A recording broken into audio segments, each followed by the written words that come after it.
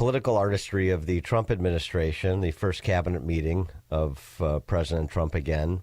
Yesterday, the featured attraction, in addition to the president, was, of course, Elon Musk, who started with a praise for the assembled Trump administrative team in terms of its cabinet secretaries. President Trump has put together, I think, the best cabinet ever. Literally. So, I do not give false praise. This is an incredible group of people. I don't think that such a talented team has actually ever been assembled. I think it's literally the best cabinet that the country has ever had, and I think the company should be incredibly appreciative of the people in this room. All right. Well, that was a very collegial statement to make, to bring everybody together. There are a lot of talented people there. I don't, it's hard to compare cabinets to cabinets, but I think there are some gaps there, but I think generally speaking, it's a talented crew. Musk also addressed, again, the basis of his involvement, why he is heading up this DOGE team, despite the criticism and death threats that are heaped upon him for doing so. I actually just call myself a humble tech support here because this is actually, as crazy as it sounds, that is almost a literal description of the work that the DOGE team is doing, is helping fix the government computer systems. Many of these systems are extremely old. They don't communicate. There are a lot of mistakes in the systems. The software doesn't work. So we are actually tech support. It's ironic, but it's true. The overall goal here with the DOGE team is to help address the enormous deficit. We simply cannot sustain as a country $2 trillion deficits. The interest rates, just the interest on the national debt, now exceeds the Defense Department spending. We spend a lot on the Defense Department, but we're spending over $1 trillion on interest. If this continues, the country will become de facto bankrupt. It's not an optional thing; it is an essential thing. That's the reason I'm here, and taking a lot of flack and getting a lot of death threats. By the way, I'd like to stack them up, And for his for doing his civic duty as he sees it, and as a lot of people see it, myself included, he gets this sort of characterization from the left, from the new Marxists on the Hill, like Marcy Kaptur. There was your daily Elon Musk DOGE protest. Marcy Kaptur is a new Marxist from Connecticut. I'm sure she summers with that purple-haired Rose DeLaura. Anyway, this on Musk from Representative Kaptur. Mr. Musk has just been here 22 years, and he's a citizen of 3 countries. I always ask myself the question, with the damage he's doing here, when push comes to shove, which country is he loyalty to? South Africa? Oh, Canada? Or the United States? And he's only been a citizen, I'll say again, 22 years. But he came here legally, honey, so sit down. Real quick, all those people that complained on social media, like, what is Musk doing in the cabinet meeting? Lest you forget that Jill Biden, not an elected official, was running the cabinet meetings for the last 6 months of her husband's administration. What's he doing in a cabinet meeting? Even besides that, his team is interacting with all the cabinet secretaries. The D.C. press corps wants to hear from him. In point of fact, the people saying, what's he doing in a cabinet meeting? I thought everybody was interested in transparency. Put everything out in front of us, and let's see what's there. And then let's make judicious decisions based on what we see. That's what the Trump administration is actually doing. It'd be difficult to be more transparent without sort of compromising some of the operations of government.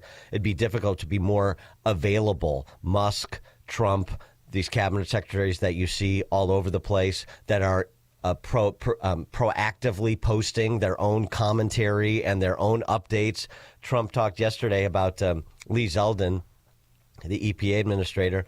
He may recommend a reduction in the staffing at EPA by as much as 2/3. So, the complaints are all of the typical hypocritical variety. You say you want something, but you don't really want it. You want to use it only as a cudgel. You want to use it to glorify yourself in the moment, even though you're not serious about it. Then you turn around and you engage in this sort of gutter politics that of a Marcy Kaptur or a J.B. Pritzker, where you call somebody a Nazi, or in Marcy Kaptur's case, you question Elon Musk's patriotism because he's finding waste, fraud, and abuse in the federal government. I'm not exactly sure what is particularly unpatriotic about that, but I'll tell you what, running up a debt, as Musk mentioned, not even including the unfunded liabilities, in which we're paying interest north of the Pentagon's $900 billion budget on an annualized basis. Some may question the patriotism, the loyalty of those politicians who would run up those kind of numbers, don't you think, Representative Kaptur? Then, of course, the controversy du jour is the email. Oh, that's right. 2 million federal workers got an email. Some responded. Some were told they don't have to respond. But it's to list 5 things that you did last week. Real simple. I could do that in 5 seconds. So could you. About half of federal workers have responded, according to the administration. Here was Trump's discussion of the email before Musk took it up as well. Question back on these cuts to the federal workforce. You mentioned you're interested in doing another round of this email. When would you like to see that? What would be the deadline? And this time, would it be mandatory? I think Elon wants to, and I think it's a good idea because, those people, as I said before, they're on the bubble. You got a lot of people that have not responded, so we're trying to figure out, do they exist? Who are they? And it's possible that a lot of those people will be actually fired. And if that happened, that's okay, because that's what we're trying to do. This country has gotten bloated and fat and disgusting and incompetently run. I think we had the worst president in the history of our country. He just left office. I think he's a disgrace, what he's done to our country. 10 million and 5 million, and they couldn't spend the money fast enough. And let's get it out before Trump gets in. Let's just get it out to anybody. This is a disgrace to our nation. Bloated, fat, disgusting, a disgrace to our nation. I thought for a second he was talking about Pritzker. I knew you were going to say that. I mean, fat and bloated is no way to go through life, son. Not to mention disgusting and a disgrace. Yeah. So then once his very pointed review of the email and what they're attempting to do was offered the president, by the president, Elon Musk picked up on that and sort of restated the purpose of the email and the overall goal when it comes to consideration of the federal workforce. About half of the government employees so far appear to have responded to your request for what they've been doing over the past week. Is there a timeline in place for next moves for people being fired, and when can the American people expect to see results of that? Yes. Well, to be clear, I think that email perhaps was misinterpreted as a performance review, but actually it was a pulse check review. Do you have a pulse? Do you have a pulse and 2 neurons? So if you have a pulse and 2 neurons, you can reply to an email. This is, I think not a high bar, is what I'm saying. This is, anyone can accomplish this. But what we are trying to get to the bottom of is we think there are a number of people on the government payroll who are dead, which is probably why they can't respond. And some people who are not real people, like they're literally fictional individuals that are collecting paychecks. Well, somebody's collecting paychecks on a fictional individual. So we're just literally trying to figure out, are these people real? Are they alive? And can they write an email? Which I think is a reasonable expectation for the American public would have at least that expectation of someone in the public sector. Do you have a pulse and 2 functioning neurons test? That's the email.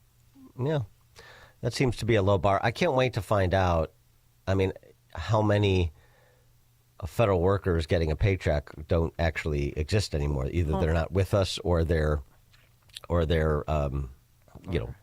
sort of moved on to another job, but never really resigned because they weren't going into the office. Well, maybe it's an office space thing, or they're just fraudulent profiles. Somebody just you're like getting a credit card for your dog, right? Or a mortgage, for your dog too. Yeah.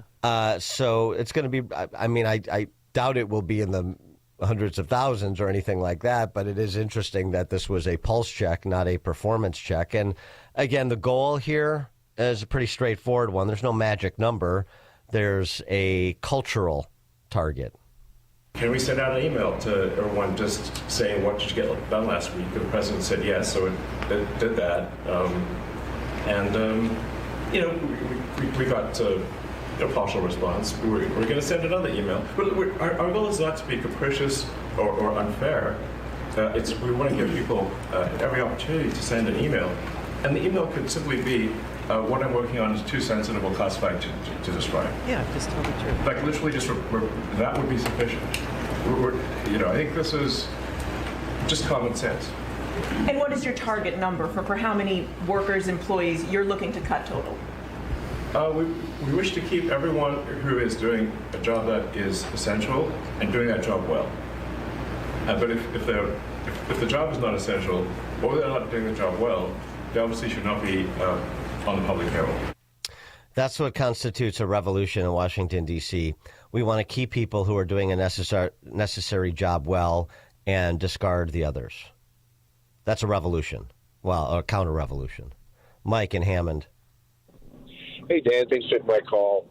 The reason I called was the Democrats, they want transparency. Well, they're going to get it with this administration. Wait till the FBI's transparency comes to light and IRS on the old big guy stuff. The other thing I wanted to say was with Lee Zeldin, I work in the steel mill, and the EPA has a boot on our necks in the steel mill. Oh, yeah. We're not allowed to make a new coke plant in this country, a new blast furnace in this country. Now, with the steel mill, we're the backbone of the country. It's a necessary thing. You need steel. And the other countries that are making it are saying, hey, blank you, we're not following your EPA rules. So, yeah, hopefully Zeldin takes their boot off of the heavy industry in this country that is necessary in this country to keep progressing. That's my opinion. Thanks for my call. Thanks for the call, Mike. Appreciate it. Dan, I want to hear from everybody except those NSA employees who engaged in transgender sex chat rooms while at work. I'd like to hear more about that. I'd like to hear more about things. Actually, we have more from those sex chat rooms, even though they're apparently being sidelined, unfortunately. But Rufo has gotten more commentary, more transcripts from those chat rooms. Is that going to be our dramatic reading, or is no? Passing? We're doing a tribute to Gene Hackman. No. I got to play along. Love that. Appeal to people's better angels. That's what we try to do on occasion. All right, coming up at 5:38, you'll hear more sad sack stories from federal workers following right off of this DOGE review that was offered yesterday at the cabinet meeting. That's 5:38. Yeah, the media is chasing them around like they're some Hollywood stars or something.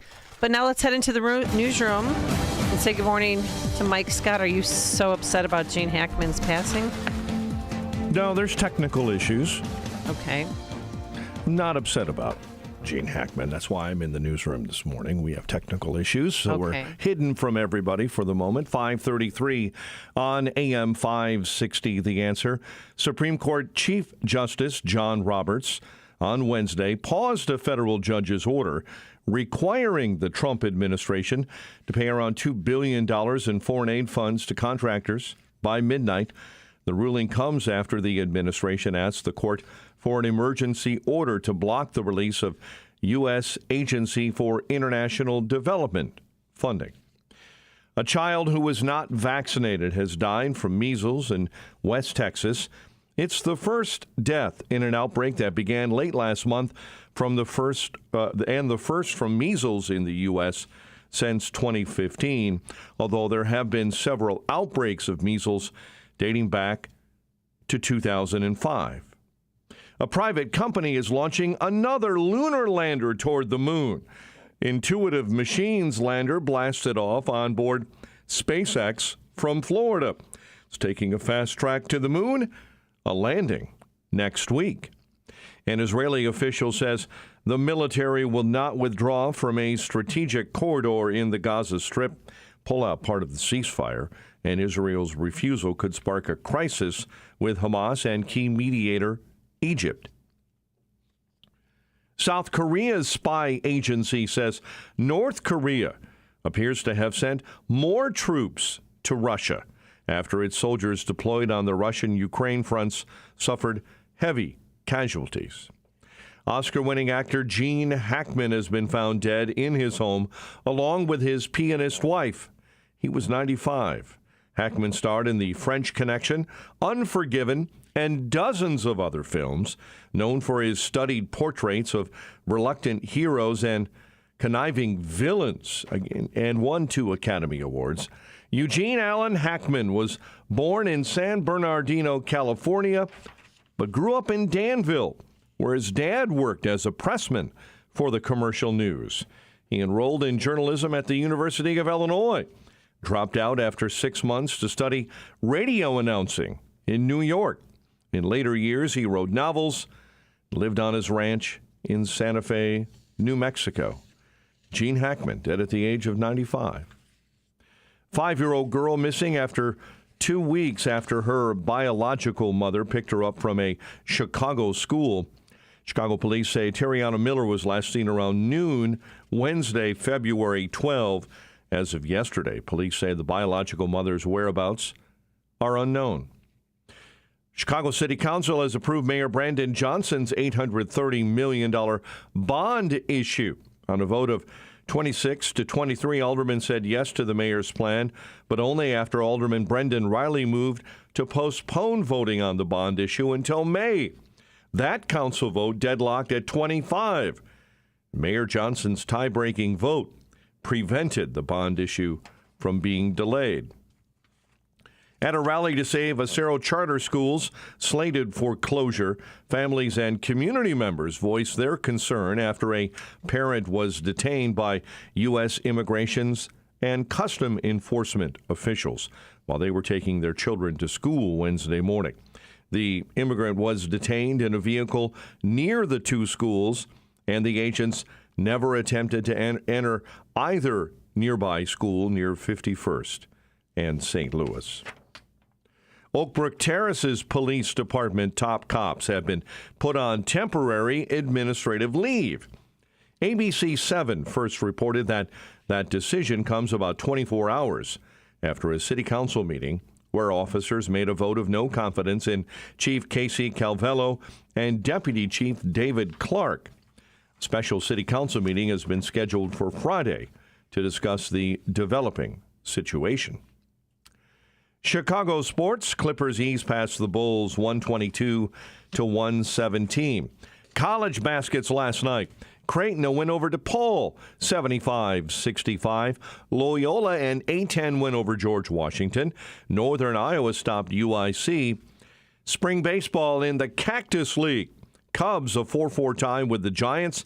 San Diego a 3-1 winner over the White Sox. The news is a service of Fox Valley Coins. This is a great time to bring in your scrap gold jewelry and sterling flatware. Cash or check offered on the spot. FoxValleyCoins.com. A check of traffic and weather on the way next on AM 560. Administration have been full speed ahead, making America great again. It's going to only get better. And on Tuesday, March 4th, President Trump will take a victory lap when he addresses Congress and the nation. And AM 560 is throwing a watch party. They tell me it's very exciting. Join us for dinner and President Trump's speech on March 4th in Rolling Meadows. Get your tickets at 560theanswer.com/watch. That's 560theanswer.com/watch. Sponsored in part by Opum Tax Advocates and attorney Stephen Leahy. This is Seth Leibson for townhall.com. Former Senator Robert Kennedy was oft quoted as saying, "Some men see things as they are and say why. I dream of things that never were and say why not." Today, this sentiment describes the new Trump administration perfectly in what it's undertaking, in what it's disrupting, and in who it is hiring. Donald Trump is not committed to changing spokes on worn-down wheels on old buggies to get us where we need to and should be, but changing vehicles. The Trump administration is upending the old saw that this is how it's always been done, saying instead, how we have lived is not how we have to live. How government has worked is not how it has to work. As for those contemning the likes of our change agents as unqualified, spare us. You gave us Rachel Levine, Sam Brinton, Pete Buttigieg, and Rochelle Walensky and defended the well-being of a mind-addled commander-in-chief. You have no credibility. Change is in the air, and it's a fresh breath, much needed, just in time. I'm Seth Leibson. Salem News Channel is America's fastest growing conservative TV network. It's an absolute crazy day. Home to the largest lineup of free speech champions anywhere. Delivering in-depth insight and unapologetic opinion on today's biggest news stories. Americans aren't going to put up with this anymore. SNC brings you the news that matters, told with integrity and clarity. Watch Salem News Channel free 24/7 on your television. Stream now on Xumo Play. An informed and educated citizenry is the only guarantee to preserve our constitutional republic. And each week, you'll hear from experts, not pundits, and find out what's really happening, from local issues to national politics. Listen to The Real Story with Jeannie Ives. There's no topic of public policy concern that she won't talk about. Stop the lies. Learn the truth. Join the conversation. Sunday night at 7, right here on AM 560. The Answer. You never want to miss one of life's most important moments. A graduation, a birthday, a first communion, a wedding. When these moments happen, you want to make sure to capture them so that you and your loved ones can remember them for years to come. For over 30 years, families have relied on Tom Kaloran Photography to capture important life moments. This locally owned family business can provide the solutions you need for your important event photography, from weddings and birthdays to class reunions and golf outings. No matter the size or scope, Tom Kaloran Photography will make sure you have lasting memories to share for years to come. Tom Kaloran Photography is also the official photographer for AM 560 The Answer. To learn more and to see their portfolio, just visit KaloranPhotography.com. That's KILLORAN photography.com. Or call them at 708-361-0025. Tom Kaloran Photography, capturing important life moments for over 30 years. If better health, more energy, and detoxing your body are some of your priorities this year, get Active Liver today. You can find Active Liver in stores at your local CVS or online at Amazon or NewNordicUSA.com. Let's get an update on the roads. Team Hochberg Traffic Center time. We'll start on the Stevenson this morning, where we're seeing big delays beginning to develop. Ashland into the Dan Ryan and a slow Dan Ryan ramp this morning. Bishop Ford jamming into the Ryan merge already. I-80 with an accident. Right lane block eastbound just before Shepley. A semi went into the wall. The trailer is ripped open, spilling the goods into the ditch and on the roadway. Bolingbrook, Boughton and Weber Road report of an accident. Chicago's Morning Answer continues next. Now your official Chicagoland weather forecast. Dense fog this morning, especially near Aurora and in southwest Michigan. Later, cloudy, breezy with a shower and a high of 45, clearing and a low of 30 overnight. Currently, 37 at O'Hare, 36 Midway, 36 Lakefront. Your next news update is at 6. Chicago's Morning Answer continues next on AM 560, The Answer. Now, from the Signature Bank Studios. If you're looking for the latest news, insight into what it means, and the sharpest opinion, there's only one station in Chicago where you can turn, and it's this one. We're AM 560, The Answer.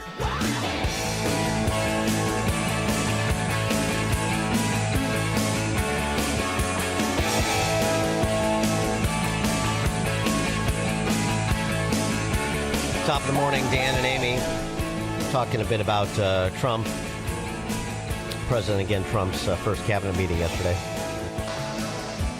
featuring Elon Musk, but not limited to Musk. There were other topics discussed. Vance and Trump talked Ukraine. Trump also talked about the golden Trump Visa card. But we'll get to that those topics a little bit later. Just sticking on this matter of the federal workforce, since this is where the D.C. press corps is obsessed. As I said the other day on this show, the lessons I've learned over the last month from the D.C. press corps and its regional outposts in places like Chicago or Houston. It's a national story or a regional one. Anytime and anywhere a federal worker feels underappreciated. And every person in the federal government's employ, every single one, is one of the wingnuts holding Western civilization together. Without them, and I mean all of them, the Earth would suffer gravitational collapse like a dying star. That's what we're supposed to believe based on the reporting. And there was more of that yesterday, just to provide more evidence to my point. Listen to this. This is a network affiliate in Houston, but the network affiliates in Chicago are doing the same thing and searching out opportunities to do more of the same thing. The plight of the probationary IRS employee. Jason Charles brought to tears. Oh, good. I got one for you, too. Over what's happened to him. Okay. As he waits for an official termination letter to arrive at his front door, Jason Charles shared the toll the last 48 hours has taken on him. I can't believe this is happening, and it happened so fast. Like I said, I was just in training. I waited 4 months to go to training just to be fired. He's one of 6,000 plus federal employees who work for the Internal Revenue Service fired this week as part of mass layoffs happening under the Trump administration. The majority of those workers, like Charles, were probationary workers employed for less than a year. Charles told us more than 24 employees were laid off from his office here off Gessner. He says it took over a year to get his dream job as a tax-exempt officer dealing with nonprofit organizations and compliance. I wanted to serve the people. And despite recent news, he'd held out hope his job would be spared. How are you feeling? Numb, confused, sad, angry, excited. I was so excited to learn the job. I was telling my management I was going to be the best. They can count on me. And it's not like I have no say-so. Like they just toss you away. And I thought corporate America was like this, not the government. I thought the government takes care of their people. Every department has a probationary employee. Every department will be impacted. I don't know how severely, but people will start seeing the impact soon. Charles believes there will be a ripple effect. Do you want your job back? I would love my job back. I would love it back. To serve the American people and talk to people that I've talked to, I would love my job back. And has this message for the president. Let us work. Let us do what they employed us to do. When we took our oath. Mr. President, let my people go 312 to work at the IRS. 312-642-5600 is our turnkey.pro answer line. You can also text us on that same line. And I'm sorry he has lost his job. A majority of Americans, we know what that's like. It's not fun. You know, in the waiting period, too, when you're suspended and you don't know if you're going to have your job yeah, it's not fun, but we all go through it. And you become a stronger person because of it, and you're going to have to, find another job eventually. And he will. Well, here's the thing. I mean, he's not 18 years old. He's clearly had other jobs before. He seemed to have a nice little place for himself in Houston, which is great. But the thing that's so useful about DOGE, in addition to the actual dollars and cents, in addition to laying this all bare, is it forces a dialogue that otherwise wouldn't happen. I keep saying this as like the cultural benefit that is underappreciated. I mean, the statement that he made, I thought the government, this is the kind of stuff that happens in corporate America. I thought the government took care of its people. First of all, the idea that businesses don't take care of their people. Businesses are just cutthroat and they don't care about their employees. I mean, that's, a Hollywood fallacy. The businesses that are successful do care about their employees. Their employees enjoy working there. They find value. They find it rewarding. And that's how you attract talent and keep it and then develop it. So that's a canard. And the other one is the government takes care of its people. Well, this is an opportunity to remind everybody, not just federal employees, federal government employees. The government takes care of its people. The its people also include the people that are paying all the freight. I know federal workers pay taxes too, but I'm saying, there's so much navel gazing that goes on. The federal workforce versus the people.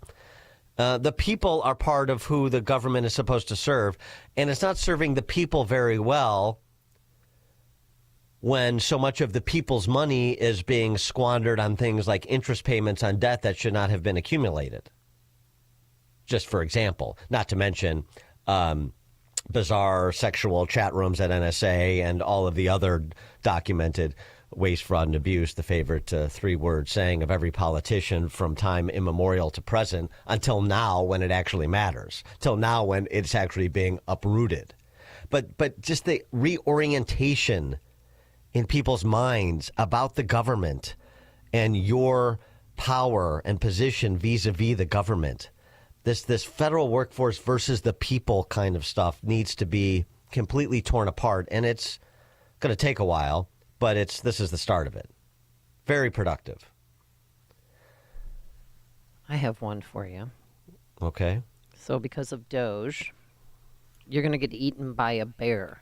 This is a local reporter out west. You want some information about the forest, maybe a good place to camp or trail to hike on, or maybe you're scared about bears. You come to a place like this, your local ranger station. But because of the recent firings, this one won't be open anytime soon.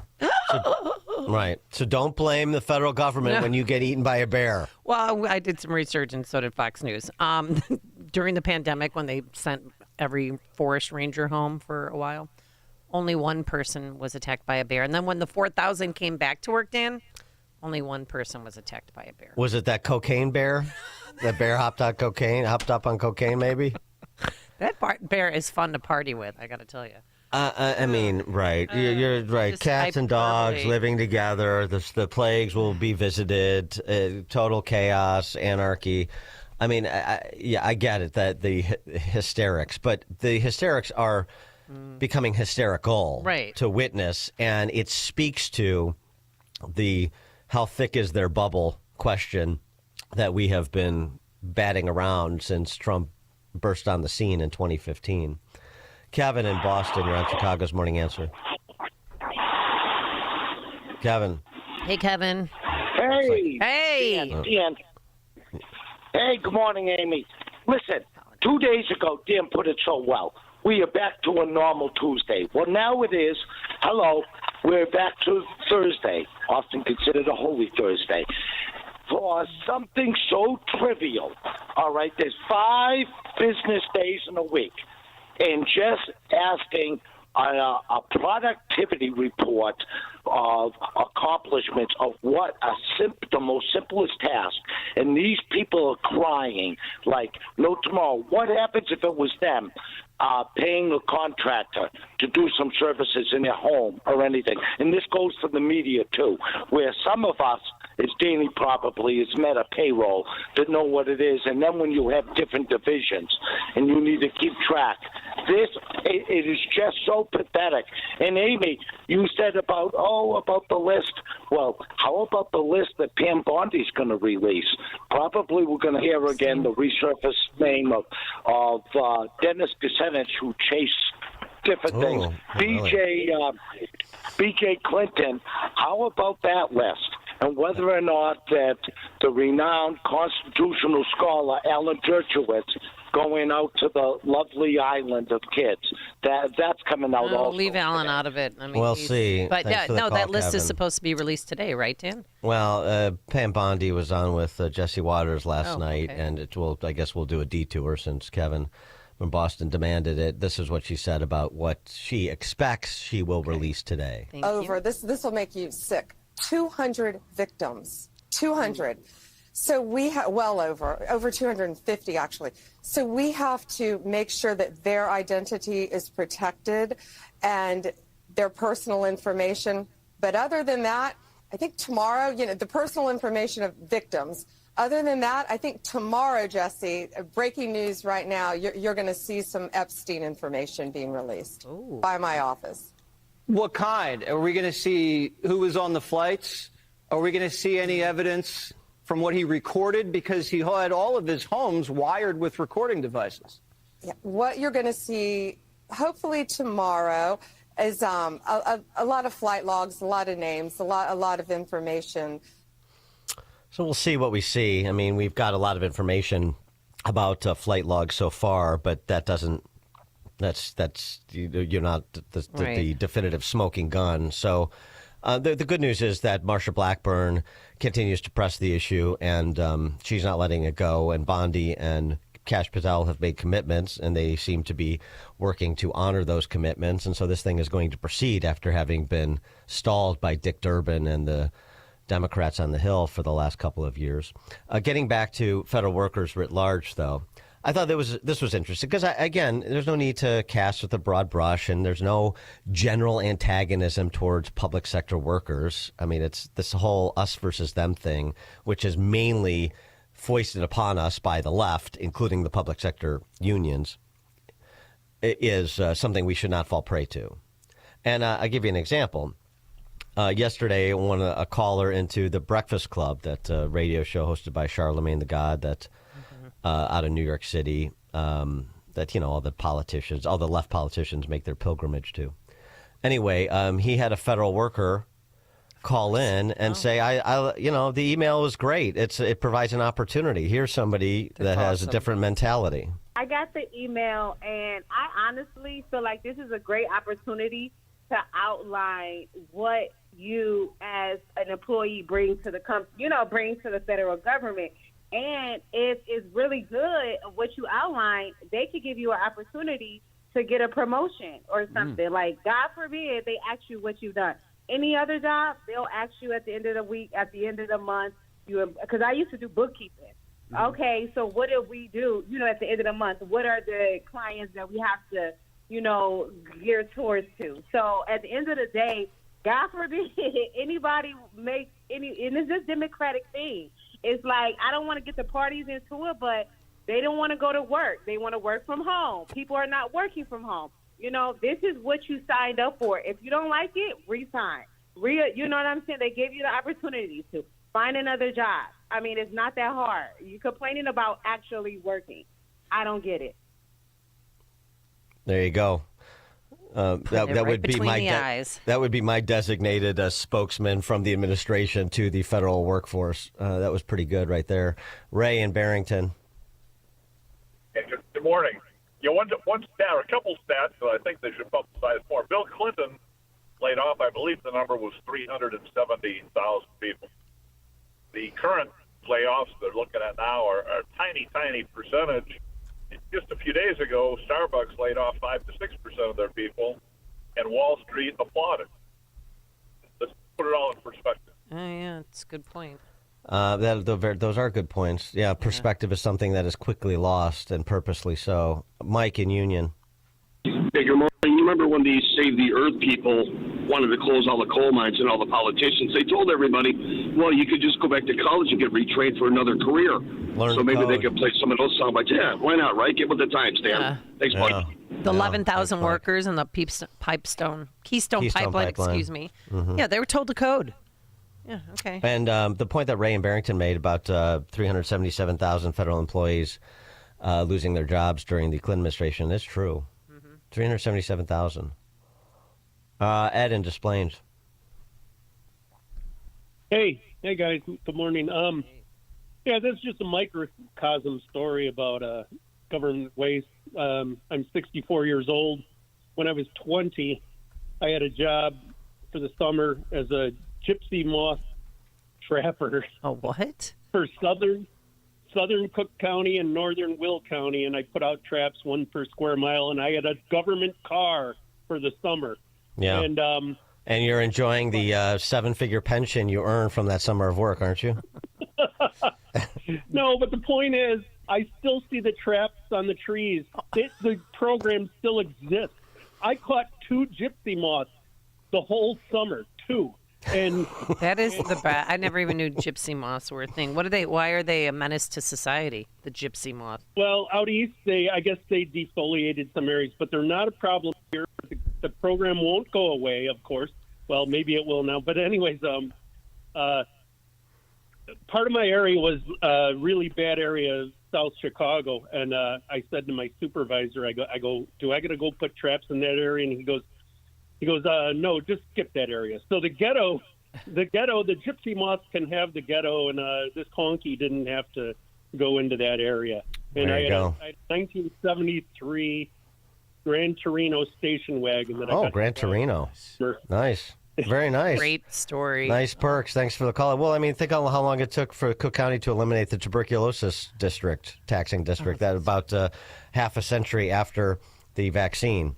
I mean, that's just the nature of it, and that's what all this points to. The conversation is very productive. All right, coming up at 6:06, we'll turn our attention back to Trump and his $5 million Visa Gold Card. It's now 6 a.m. WIND Chicago.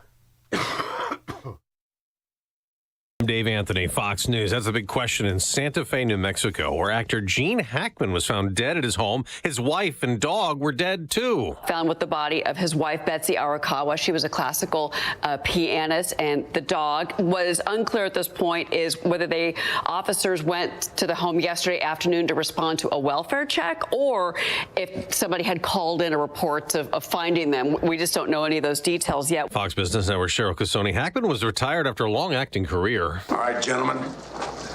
He's got one barrel left.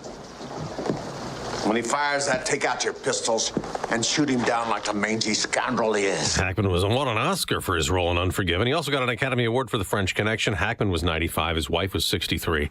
The Supreme Court has blocked a judge's order hours before a deadline for the Trump administration to release billions of dollars in American foreign aid as the president makes deep cuts to the U.S. Agency for International Development. Democratic Congresswoman Melanie Stansbury asked at a House hearing into DOGE. Why the hell are they so hell-bent on dismantling an organization that has been so vital to American interests and Western democracy for so long? Elon Musk, who's spearheading DOGE, looking to slash the federal workforce and spending, said at the first Trump cabinet meeting. I'm getting a lot of death threats, by the way. I mean, I'd like to stack them up, but if we don't do this, America will go bankrupt. Today, President Trump will meet with Britain's prime minister, ending Russia's war in Ukraine, a big topic. Tomorrow, Ukraine's leader will go to the White House. Hamas says it's ready to negotiate phase 2 of the ceasefire in Gaza. The offer comes after Hamas handed over the remains of 4 hostages in exchange for the release of more than 600 prisoners held by Israel, marking the final exchange agreed to in the first part of a truce that is scheduled to end this weekend. That's Fox's Gary Baumgarten. America's listening to Fox News. I thought we'd go. 6:02 on AM 560, The Answer. We have some heavy, dense fog and 37 degrees. A 5-year-old girl is missing 2 weeks after her biological mother picked her up from school, despite her grandmother having full custody. The incident happened in the city's Austin neighborhood back on Wednesday, February 12th. As of yesterday, police say the biological mother's whereabouts are unknown. Chicago City Council has approved Mayor Brandon Johnson's bond issue. Aldermen saying yes to the mayor's plan to borrow the money for capital projects. Alderman and Vice Mayor Walter Burnett Jr. warned of dire consequences if the bond deal didn't pass. Chicago Chief Financial Officer Jill Jaworski saying language in the mayor's proposal has been changed so that bond funds could only be used for capital projects. Chicago police say they have a serial killer in custody. In connection with 6 murders, police say officers arrested 21-year-old Antonio Reyes Tuesday while being held in the Cook County Jail, connected with one of the murders. Reyes is accused of fatally shooting 5 people in 2020 while he was a teenager. Police say he's also responsible for 4 attempted murders, including one victim who was 3 years old. Governor J.B. Pritzker touting a new round of taxpayer-funded medical debt relief for families across the state. Hospitals locally that have agreed to participate in the program include the University of Chicago Medical Center, Mount Sinai Hospital, Advent Health Hospitals in Bolingbrook, Glen Oaks, Hinsdale, and LaGrange, and Loyola Medicine Hospitals as well. Chicago sports. Clippers ease past the Bulls, 122-117 last night. The Blackhawks getting prepped for Vegas tonight. College hoops last night. Creighton over DePaul, 75-65. Loyola, a win over George Washington.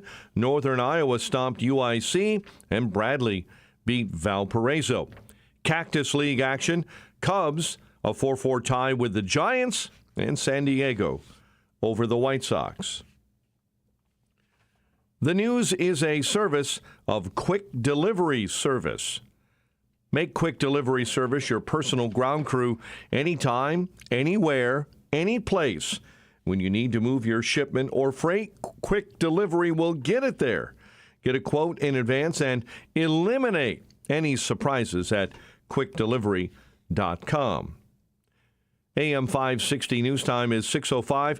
We'll have a check of traffic and weather coming up next on AM 560. Mike Gallagher sees more corruption uncovered. The DOGE team discovered that FEMA sent $59 million last week to luxury hotels in New York City to house illegal migrants. These people are out of their minds. Can you tell me why in the world we would reward illegals with free housing in luxury hotels? The Mike Gallagher Show, weekdays at 9, right before Dennis Prager at 11 on AM 560. The Answer. If you're living with dry age-related macular degeneration or dry AMD, you may be at risk for developing geographic atrophy or GA. GA can be unpredictable and progress rapidly, leading to irreversible vision loss. Now there's something you can do to slow it down and get it going slower. Izervay is proven to slow GA progression. Izervay gets GA going slower. Izervay or avacincaptad pagel is a prescription eye injection used to treat GA. Don't take it if you have an infection or active swelling in or around your eye. Izervay can cause eye infection, retinal detachment, or increased risk of wet AMD. Izervay may temporarily increase eye pressure. Your vision may be impaired after an eye injection or exam. Don't delay. Ask your doctor about Izervay today. Izervay gets GA going slower. Visit Izervay.com. That's IZERVAY.com. Seems everything costs more these days. Gas, groceries, and when's the last time you checked your wireless bill? Yikes. When it comes to big wireless, if you're staying, you may be overpaying. Switch to Consumer Cellular and get the same fast, reliable nationwide coverage without the big wireless bill. Plans start at just $20 a month, and that's not a short-term promo. But don't just take our word for it. Here's Jackie and Veronica, real customers. I didn't know that I could get something for a lot less money that was actually better than who I was with before. Anytime anybody complains about their cell phone bill, we say, you've got to check out Consumer Cellular. Our U.S.-based experts will get you switched and saving in about 20 minutes. Just call or click to see how much you can save today. Because when it comes to big wireless, if you're staying, you may be overpaying.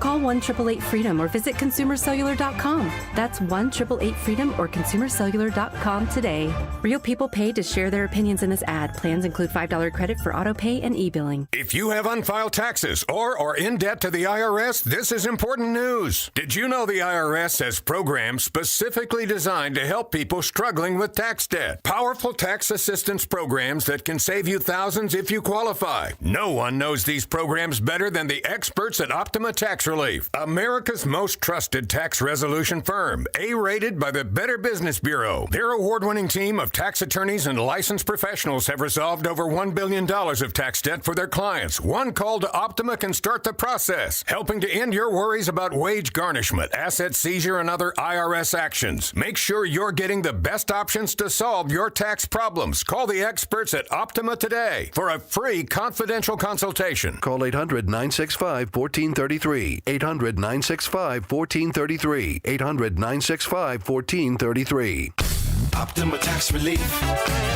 Some restrictions apply. For complete details, please visit OptimaTaxRelief.com. 6:08, let's get an update on the roads. Team Hochberg Traffic Center time. Delays in Bolingbrook this morning due to an accident. Boughton and Weber roads. I-80 accident clearing eastbound right before Shepley. That was an earlier semi that slammed into a wall and spilled part of its load. We're already seeing north end delays on Lakeshore Drive between Bryn Mawr and Hollywood and the Dan Ryan, especially on the south end. Already jamming up 15 minutes from 95th into the Burn Circle interchange. Chicago's Morning Answer continues next. Now your official Chicagoland weather forecast. Here's AccuWeather's Steve Williams. A bit of dense fog this morning. Clouds and breezy, passing shower. High today 45. Clear and cold tonight, low 30. And then clouds and sun. Windy day tomorrow. Gusty winds and dry brush resulting in a high fire threat. The high tomorrow at 59. I'm Steve Williams on AM 560. The Answer. Visibility in South Haven, Benton Harbor, Michigan City, Indiana, and Aurora down to about a quarter mile this morning. 37 at O'Hare. Your next news update is at 6:30. Chicago's Morning Answer continues next on AM 560. The Answer. Now, from the Signature Bank Studios, this is Chicago's Morning Answer with Dan Proft and Amy Jacobson on AM 560. The Answer.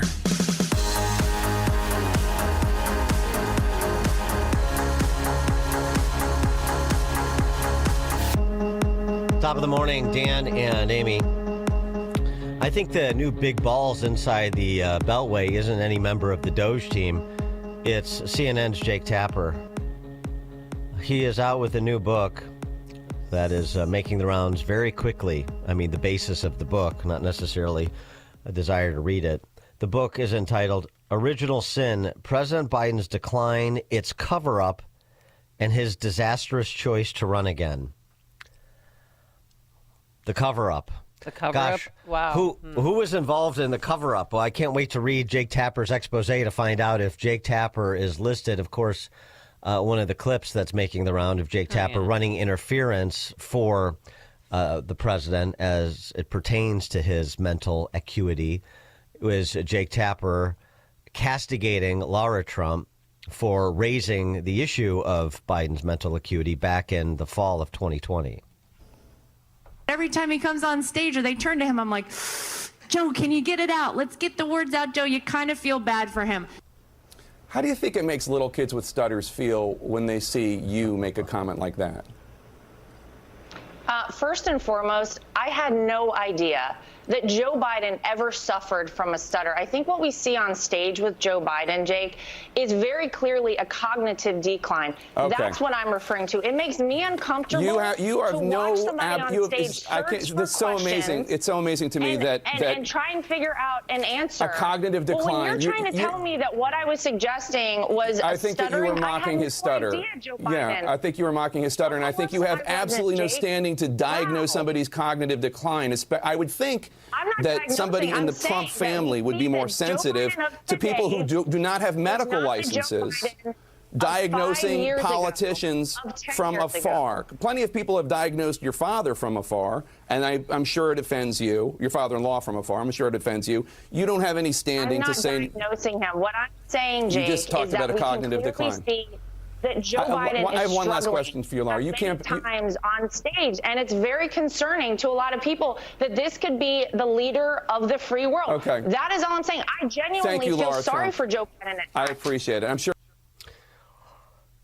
So Jake Tapper was using the stutter defense, well, to go on offense against people raising the issue of Biden's cognitive decline.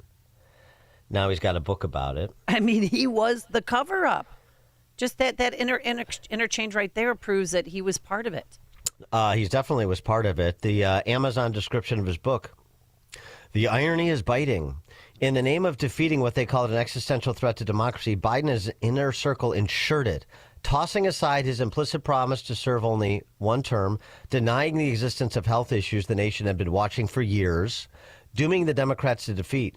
The decision to run again, the original sin of this president, led to a campaign of denial and gaslighting, leading directly to Donald Trump's return to power and all that has happened as a consequence. Rarely does hubris meet nemesis more explosively. Wherever you stand on the political spectrum, original sin is essential reading. No, actually, it isn't." 312-642-5600, turnkey.pro answer line. So you had the stutter. I mean, just as going back into the vault here, you had the stutter defense. And Tapper wasn't the only one. In fact, ironically, his co-author, Alex Thompson, wrote a piece in June of 23 for Axios, Biden's Weird Words. June of 23. Biden's quirky aphorisms are sometimes weaponized by Republicans to insinuate the 80-year-old president is in mental decline, but Biden has been using unique phrases for years, but even some of his aides aren't exactly sure what he means by them. He just uses weird words. He's been doing that for years. Well, we know he has been in cognitive decline from essentially birth, but that's hardly the point. The point here was to dismiss this as, the struggles of somebody with a stutter. Let's not make fun of somebody with disabilities. Exactly. Yeah. This is could you? This is about empathizing with somebody who has a struggle, and then he uses weird words, but that's just the quirky nature of old Scranton Joe. These people are beyond shameless, but this is repulsive. Honestly. We saw it yesterday with Jake Tapper when we talked about his interview with Jelly Belly Pritzker. And allowing Jelly Belly to come on to his first interview after State of the State, where he called Trump and Trump supporters Nazis, and talk about this mirrors the end of the Weimar Republic in Germany. He sees the same indicia of the end of a constitutional republic because Trump is ignoring court orders. He's not. Because Trump is ending birthright citizenship. He's not. And he just sees these things, and Jake Tapper offers no pushback because he's there to platform the propaganda of the day. That's what Jake Tapper and all of these people do, and it should be remembered, again, because there is this strange phenomenon where these news outlets, quote-unquote news outlets, are discredited repeatedly, and then even people on the center right say, hey, did you see what CNN said? You see that story on CNN? Did you see that story on NBC5? Did you see that story on ABC? Pay no mind. There is always an angle, a political angle to it. It is not trying to give you news you can use. It is not trying to enhance your understanding of anything. It is trying to get you to fall in line in furtherance of their political goals. That's it. I mean, for the last 4 years, they were lying repeatedly about Joe Biden's mental acuity. And I remember in 2021, his first full press conference, we had waited so long to see it. And I remember saying to you, like, this guy's not well. There's something wrong with him. And, but the mainstream media just showed clips of him, acting like he was assertive, knowing what he was doing. But in between, he would wander off. If Jill wasn't there, he'd walk off stage. I think this is we know. Sawing sawdust. The point here is the next stage of this is you have somebody who participated in all this in as high a profile way as anybody, who now gets a book deal that I'm sure he's getting a 6, if not 7-figure advance. And this is how the whole thing works. This is sort of wraparound smear 2.0. Not only do you weaponize the smear, then you go get a book deal and you make big money off of it. This is why people don't trust the media. I don't believe anything they say. If I hear something, I'll double check it on another source, more conservative leaning source.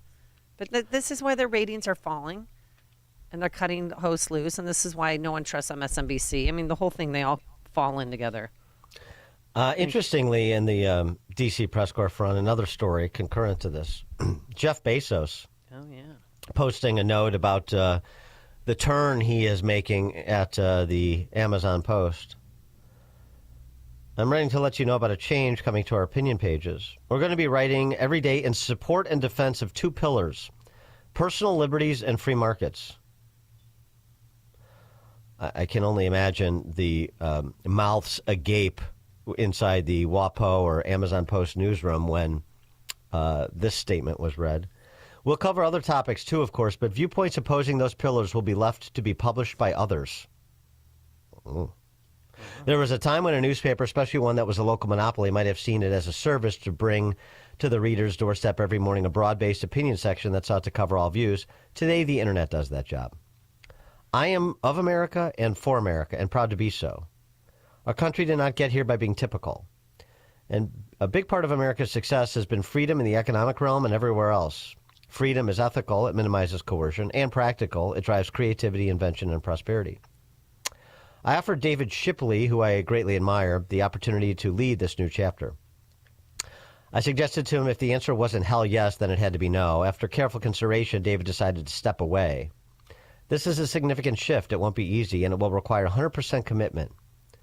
I respect his decision. We'll be searching for a new opinion editor to own this new direction. I'm confident that free markets and personal liberties are right for America. I also believe these viewpoints are underserved in the current market of ideas and news opinion. I'm excited for us together to fill that void. Well, that's interesting. That's really interesting. By the way, David Shipley, a Williams grad, he's married to... what's her name? Naomi Wolf. The feminist, the feminist, sort of third wave feminist who became a pretty strident anti-COVIDian during the lockdowns. She did a bit of a turn herself. But Shipley is of the New Republic and the New York Times and the old WAPO, so I'm not surprised that he is not enthusiastic about this turn on the opinion page over at Bezos's rag. Very interesting. Jeff Bezos all of a sudden remembered that he is a capitalist and that free minds and free markets are the cornerstones of a free society. Well. Oh, how far we've come. 312-642-5600, turnkey.pro answer line. You can also text us on that line. And he also said, we've many outlets on social media to express various opinions. So you don't need to have it here.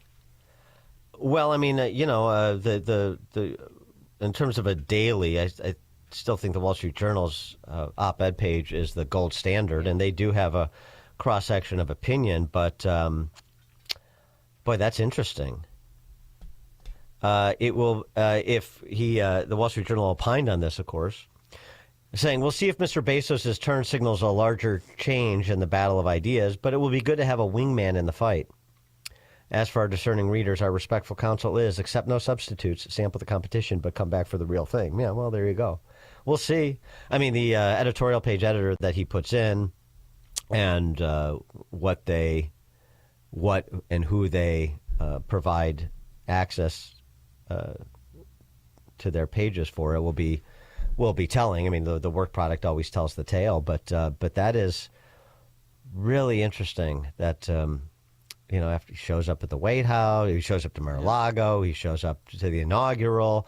Now he's doing an about face on the on the Washington Post, the Amazon Post editorial page. I mean, the newsroom has to be losing their minds over there. Oh yeah, really interesting. Do you think he'll declare himself a Republican soon? No, I don't know about that. That might be next. I don't know about that. And I wonder what his girlfriend thinks. She loves to dress up scantily clad at events. Mark Zuckerberg knows all about that. Yeah. All right. He had a front row to the booby show. You got Tapper on the one hand doing what the D.C. press corps does, and Bezos on the other hand doing an about face. I like both sides of it. Even though Tapper is going to make some cash, he further destroys his reputation among a wide swath of Americans. Further exposes himself as the whore that he is. And Bezos is, if nothing else, he's reading the tea leaves. If at the worst, he's got his finger in the wind and it's blowing in this direction, and that's a good thing, too. Tom in Blue Island, you're on Chicago's Morning Answer. So, I don't know what to do about this news. Dan, what am I going to listen to in the morning once you go work for Jeff Bezos? Yeah, right, sure. Yeah, thanks for the call, Tom. Dan and Amy, Chicago's Morning Answer. This is Chicago's Morning Answer. Your show keeps me alive during the week. There's nobody I'd rather listen to between 5 and 9 in the morning than you guys. On AM 560, The Answer. Enjoy uninterrupted programming from Dan Proft and Amy Jacobson around the clock, all day, every day, including daily replays of Chicago's Morning Answer on Dan and Amy 24/7. Listen now at danandamy247.com. Come on with this, people. Move it! Did you really think you could make that company deliver yourself? Oh, I cannot handle any more traffic. You could be getting much more done at your place of business. I've wasted 45 minutes and now this place is going to close. Time is money. Let Quick Delivery Service take on the traffic hassle for you. They'll deliver almost anything, from large pallets of materials to important documents, or both. No forms, no labels, no scanning. Just tell Quick Delivery Service where it's going, they'll pick it up, and get it to your destination quickly. Your cargo delivery is tracked in real time with GPS. Notifications are delivered right to your inbox. Visit quickdelivery.com. That's quickdelivery.com. Or you can deliver like this. Seriously, another train? Or get your delivery there on time with quickdelivery.com. Or call 847-534-2244. 847-534-2244. All right, it's a story that bears repeating. I met my friend the other day who has been going to QC Kinetics for problems with her hip. She had her left hip operated on a few years ago. It didn't work, and she took vacation time to sit there and be in pain for an operation that produced no results. So she's trying QC Kinetics, and so far so good. She loves it. Regenerative medicine. When you schedule your free consultation, they'll walk you through the process to show you how you can end your chronic hip, neck, back, shoulder, elbow pain with regenerative medicine. It's the latest craze. Even Joe Rogan recently mentioned his positive results with regenerative medicine on his podcast. If you want to walk again, if you want to sleep without pain, if you want to go golfing, if you want to do simple things like getting in and out of your car, walking up and down your stairs, don't go the surgery route. Try QC Kinetics. Free consultations, Saturday appointments available. The number to call is this, 312-809-5955. That's 312-809-5955. Again, 312-809-5955. Aristotle laid the groundwork for Western philosophy. The Aristotle bedroom at Penny Mustard is where you can lay down after a long day of work. Aristotle's studies were diverse. The Aristotle bedroom is also diverse. It coordinates with any decor. With lots of underbed storage. Just think of all the togas you can store down there. The Aristotle bedroom, featuring a queen bed with underbed storage, 9-drawer dresser, mirror, and 3-drawer nightstand, starting at $10,749 at Penny Mustard. 7 locations throughout Chicagoland. PennyMustard.com. Sign up for the AM 560 Answer Advantage to get early alerts on event ticket sales, special discounts, and contest opportunities. Sign up today at 560theanswer.com/advantage. Jeff Tishlar, author of High Tech versus the Highest Tech, has shared his knowledge of the spectacular things that we see in nature, as opposed to what man has created, and how this should inform one's faith. Jeff served on the mission field all over the world and has created this highly illustrated and concisely written technical book. The easy-to-read format is understood from the youngest reader to the most intelligent and mature readers. Google and Amazon book reviews include, "This is the best little book I have ever read. It is amazing how much information is in this book." And a beautifully written and illustrated book. The author has a gift for describing complicated technical details in a very understandable style. This book is available now in paperback on Amazon. Search High Tech versus the Highest Tech by Jeff Tishlar. 100% of proceeds go to missions. That's High Tech vs. the Highest Tech by Jeff Tishlar. We always use M13. They can print anything. They design and price match. M13 does amazing work. M13 graphics has helped make our brand stand out. They're definitely the best for less. Before M13, amateur. With M13, we look awesome.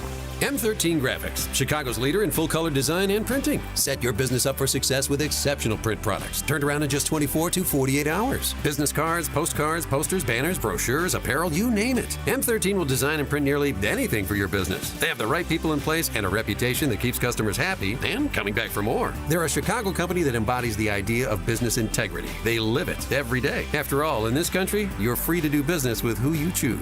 Respect that freedom. Choose the best. For speedy turnaround, excellent service, and the best pricing in Chicagoland, choose M13 Graphics for all your design and printing. Online at M13.com. Visit M13.com or call now, toll free, 877-M13-1913. That's 877-M13-1913. Hi, I'm Ken Mariotti, owner of Woodland Windows and Doors, a third-generation family-owned business since 1969. We know you're bombarded by choices when shopping for new windows or doors, so we're inviting you to experience the Woodland difference.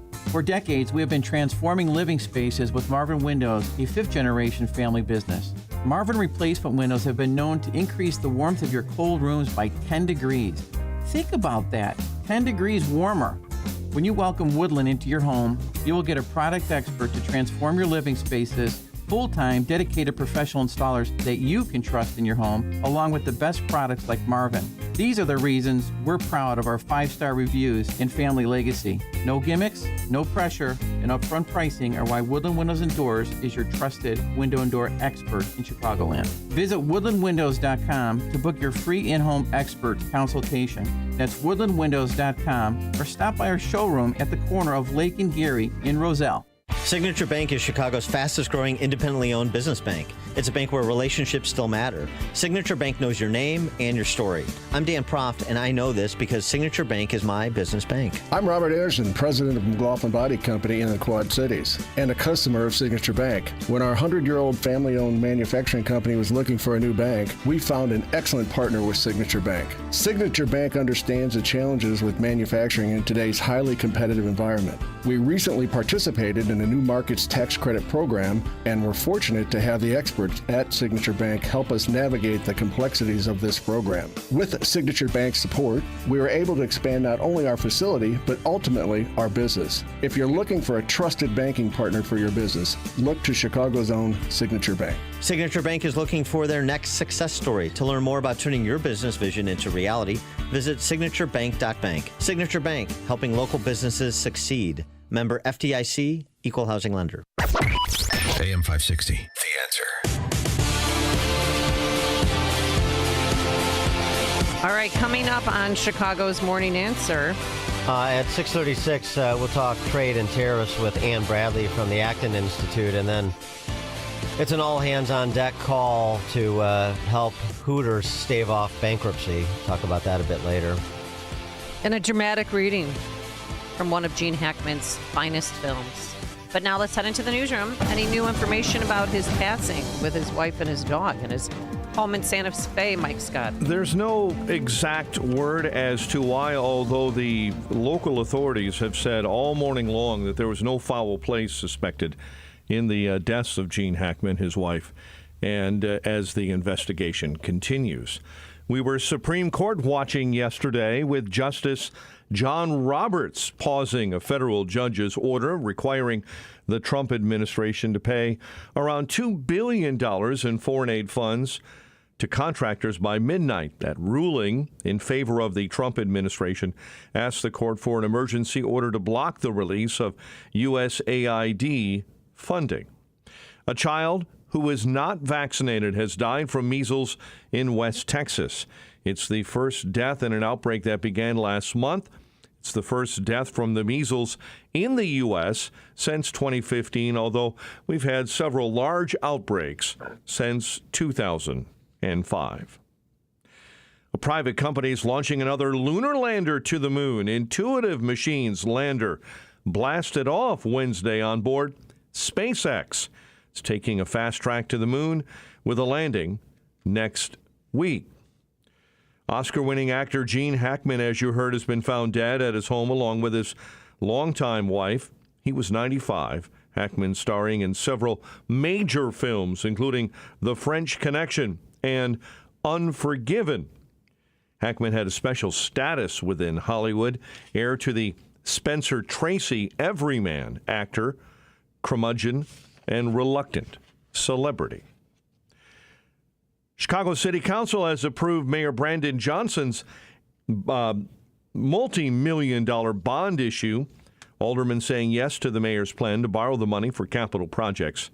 Alderman Brendan Riley moved to postpone voting on the bond issue until May.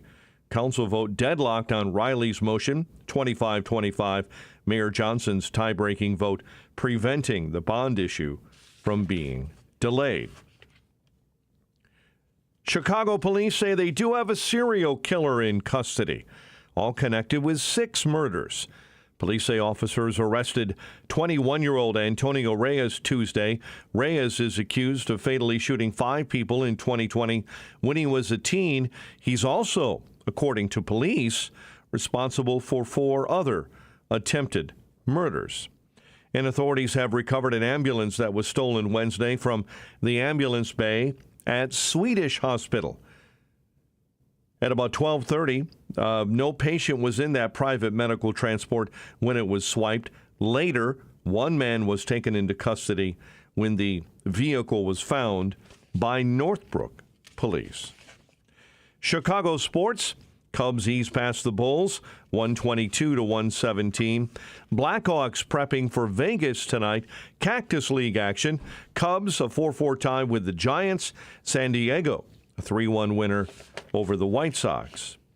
The news service of Valdecas Windows for the discerning homeowner looking for a high-quality, professional-level window replacement service. Contact Valdecas Windows, your award-winning Platinum Elite Pella certified contractor, Valdecas.com. A check of traffic and weather is up on the way next on AM 560. The first weeks of the new Trump administration have been full speed ahead, making America great again. It's going to only get better. And on Tuesday, March 4th, President Trump will take a victory lap when he addresses Congress and the nation. And AM 560 is throwing a watch party. They tell me it's very exciting. Join us for dinner and President Trump's speech on March 4th in Rolling Meadows. Get your tickets at 560theanswer.com/watch. That's 560theanswer.com/watch. Sponsored in part by attorney Burton Hochberg. President Trump is moving at lightning speed. Billions of dollars in waste, fraud, and abuse. Executive orders, new policies, promises kept. It's hard to keep up until now. Subscribe to the Trump Report. This email brings you daily highlights from the Oval Office right to your inbox 5 days a week. The golden age of America begins right now. It'll help you follow President Trump at the speed of Trump.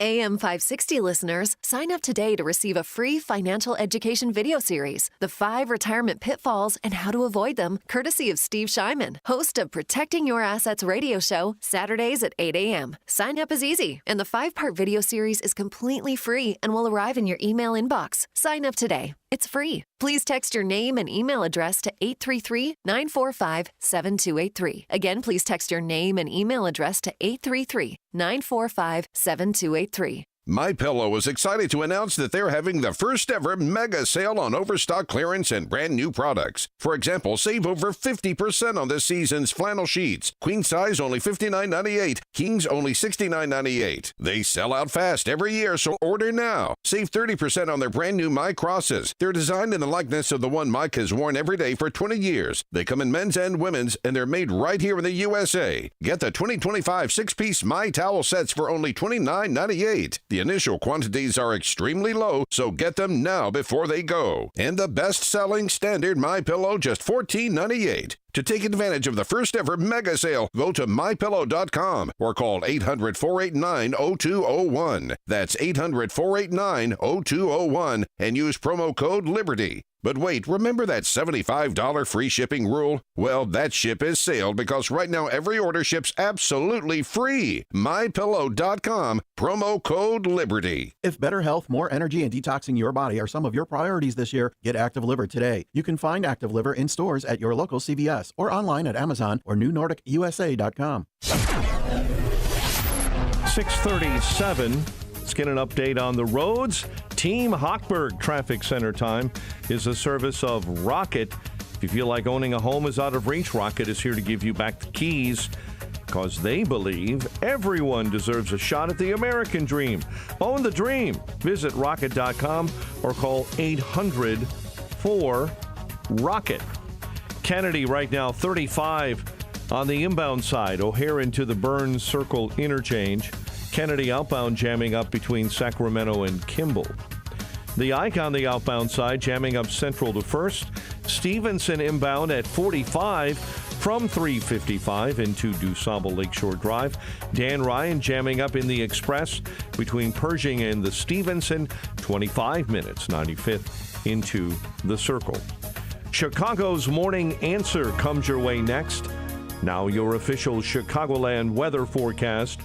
Dense fog this morning, especially in southwest Michigan and around Michigan City in northwest Indiana and out in Aurora this morning, where visibilities are down to about a quarter mile. Otherwise, cloudy and breezy, with a shower expected and a high of 45.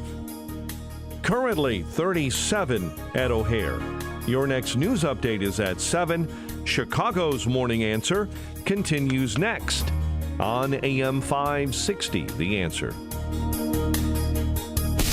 Now, from the Signature Bank Studios. Only the biggest stories, only the biggest guests, and only the biggest opinions. This is AM 560, The Answer.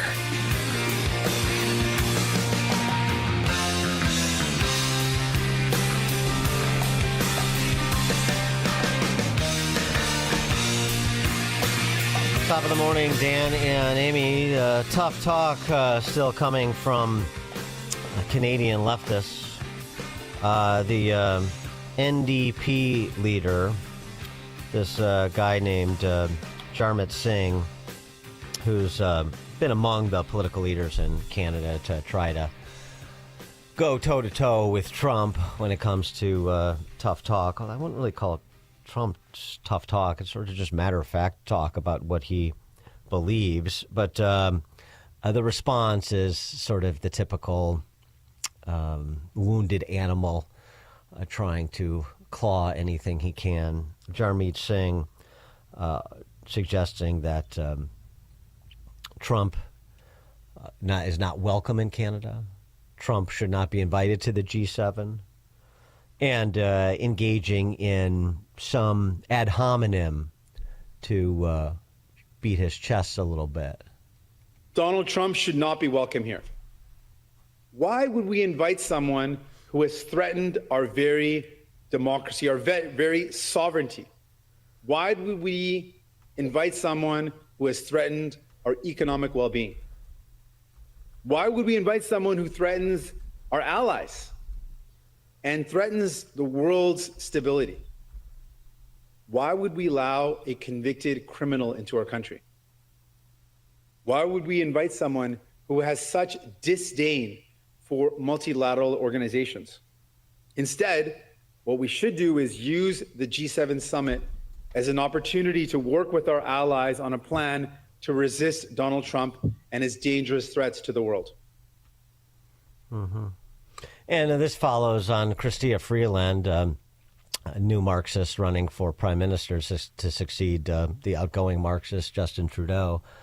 You know, with a scare story. She's running for PM because of this conversation she had with a little girl. A few weeks ago in Saskatoon, I met a little 4-year-old girl. She asked me whether I could prevent Trump from invading our country. And that's why I am standing to lead the Liberal Party and to become the next Prime Minister of Canada. Mm-hmm. Yeah, I'll tell you what, Singh and Freeland are only going to encourage Trump that much more to troll Trudeau and the whole gaggle of them. That's number one.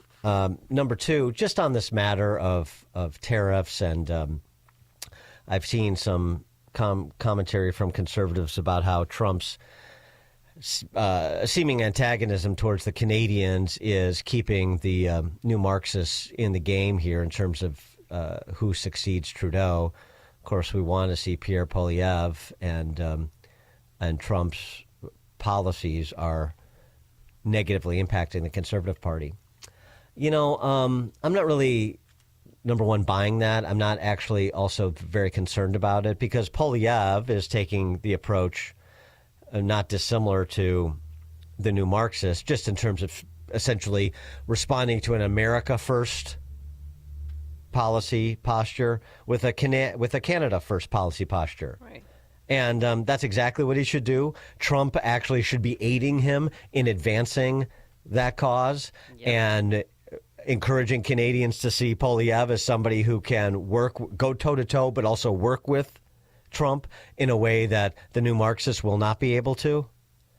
So I'm not really, that is not persuasive to me. Trump needs to come off of his position, not because of economic reasons, but because of political ones, because we want Poilievre to replace Trudeau and not one of these off-the-shelf Marxists like Freeland, who is By the way, just to remember here, that party of Jarmeet Singh and that person, Christina Freeland, who was top deputy to Justin Trudeau, they were the lockdowners. They were the ones who debanked the Freedom Convoy outside of Ottawa, those who participated in that. I mean, these are the authoritarians in Canada, and Poilievre should be reminding people about that as well, if he is not. And I love the way Poilievre handles the media. Remember when he was eating an apple and the guy was asking stupid questions, like, are you done yet? And he kept continuing to eat his apple. I loved it. Well, I don't want to get too deep into Canadian politics because the matter is more about economics that are in the best interest of America. For more on that, we're pleased to be joined by Ann Bradley, Acton Institute affiliate scholar, Vice President of Academic Affairs for the Fund for American Studies. I'm a graduate of the Fund for American Studies. Oh, nice. And a professor of economics at the Institute of World Politics. I did the comparative political and economic systems coursework at Georgetown the summer that I participated in the Fund for American Studies, which is a great program. I mentioned it before on the show. It's got a journalism program, a comparative political and economic systems program, and a journalism program. I know Fred Barnes is a graduate of the journalism program. I think Britt Hume was too. Oh, good. Anyway, it's a good summer program if you're a kid in college or you have a kid in college that is interested in any of those areas of discipline. You do some coursework and you do an internship in D.C. Maybe you could do an internship with DOGE. Wouldn't that be fun? Oh, that'd be great. Ann Bradley, thanks so much for joining us. Appreciate it. Thank you so much for having me. I did not know you were a graduate of a TFAS program. That's so exciting. Yeah. Vixnens was the great. Yes. He was the econ professor I had. What a treat that was. He was a giant. I humbly walk in his shoes. He was a giant. All right. Well, so let's talk a little bit about tariffs because Trump still holds to it being his favorite word in the English language. And he is moving in that direction with respect to Canada, with respect to Mexico, with respect to the EU. And, the announcement that he made along with his Secretary of Commerce and Treasury Secretary, everybody, of course, singing from the same hymnal. Look, reciprocal is the word of the day when it comes to trade. You raise trade barriers, we raise trade barriers. You lower trade barriers, we lower trade barriers. We have superior leverage because you need our market. And so ostensibly for the free market set, the hope is that he's right and it will compel our trading partners to lower so that we lower as well and we get more free trade. What's wrong with that approach? Well, I mean, the ultimate goal, as you have stated it, is exactly correct, and economists are absolutely unanimous on this idea, which is that more free trade is better than more constrained trade, and that's what tariffs do. They constrain markets' ability to move goods and services across borders. And so there's just no question on the economic side that free trade should be the goal. The question, as you've raised it here, is do tariffs allow us to get to that position? And it seems to me to be a very counterintuitive kind of idea that you can say, well, you have these tariffs on us, so we're going to respond with these tariffs on you, and that the reciprocity somehow is going to get us to freer trade. I'm very suspicious of that idea. In the last few weeks, what we've seen is that when the administration has announced tariffs on Mexico, Canada, Colombia, the immediate response has been, okay, we're going to see your tariffs and raise you with a set of tariffs. And so I liken it to the bully in the schoolyard. If you slap someone, that first they might kind of duck and cover and try to hide from you. But if you keep slapping them, they're going to slap you back, and both people end up on the ground bloodied and hurt. That's not free trade. And so I think we need to be very careful about trying to use anti-trade measures to get more free trade. Because in the short term, what it does, it just gets us more tariffs. And tariffs are a tax. And the people that are going to pay that tax are not only foreigners, but American consumers and American producers. And I think that gets left out of the argument many times because we don't just import final goods, we import goods that are used to make other goods. And so American firms really pay tariffs in a steep way because their production costs increase. Well, and here's the thing. The thing about this is arguing about the economics in one sense, but it's just arguing about what you want. I mean, this is just transparency, the way I describe it, because I've been getting in these arguments with fellow Trump supporters since he arrived on the scene about this. Look, if you want to say, hey, it's worth me paying more at the retail store of my choosing, even at the pump, if it means onshoring American jobs, if it means reducing our trade deficit. I don't tend to think that's a big deal, but other people do. But I'm willing to do that. I understand what you say the consequences are. It's basic economics. If these things play out as they have historically. And I'm willing to pay the premium to do that. But that's fine. I mean, I don't think that's the way we should make policy. I disagree with imposing those burdens because I'm in the Bastiat school of, look at all economics through the eye of the consumer. But at least let's just be transparent about the consequences. And you say those are acceptable terms to me. That's fine. But the problem is we get into this conflation of what the economics tell us is going to happen and what we are or are not willing to accept for particular reasons. Correct. And I think, the irony here is that the people who are able to deal with the cost increases that result from tariffs are wealthy people. And if you look at the mandate that Trump claims that he has, and I believe he does have to some extent, which is people are worried about all sorts of things when it comes to the economy. They're worried about inflation. They're worried about rising prices. They're worried about their standard of living. They should be worried about those things because they affect our lives, our ability to care for our families, and the future generations. And so those are good things to be worried about. But I think the people that bear the brunt are the people that are middle class and below. And so that's what, we can say, okay, I'm willing to accept all of this, but then who bears the burden of it? I think additionally, if we're worried about employment, which again is something we should be worried about, the economy is doing very well in that regard right now. It's not tariffs. It's not trade policy that's affecting jobs. Jobs are mostly related to our domestic policy decisions and our business cycles. And so again, it's your point that I think this all gets conflated because when you're putting a tweet on X or however we say that now, right, you can't go into all the details. And it sounds very attractive to say, I'm going to punish China. They're the bad guys. I'm going to punish Canada. They may be the good guys, but they're not doing what I want. And so we're going to slap these tariffs and everybody's just going to do what the U.S. wants. And I think we have to tell the longer story, which is that tariffs hurt the people that we want to help. Yeah, and we should not be doing that. Well, you also have to look at, too, just in terms of the full picture, look at the number of industries, particularly the bigger employers and the percentage of their workforces that are directly related to foreign trade.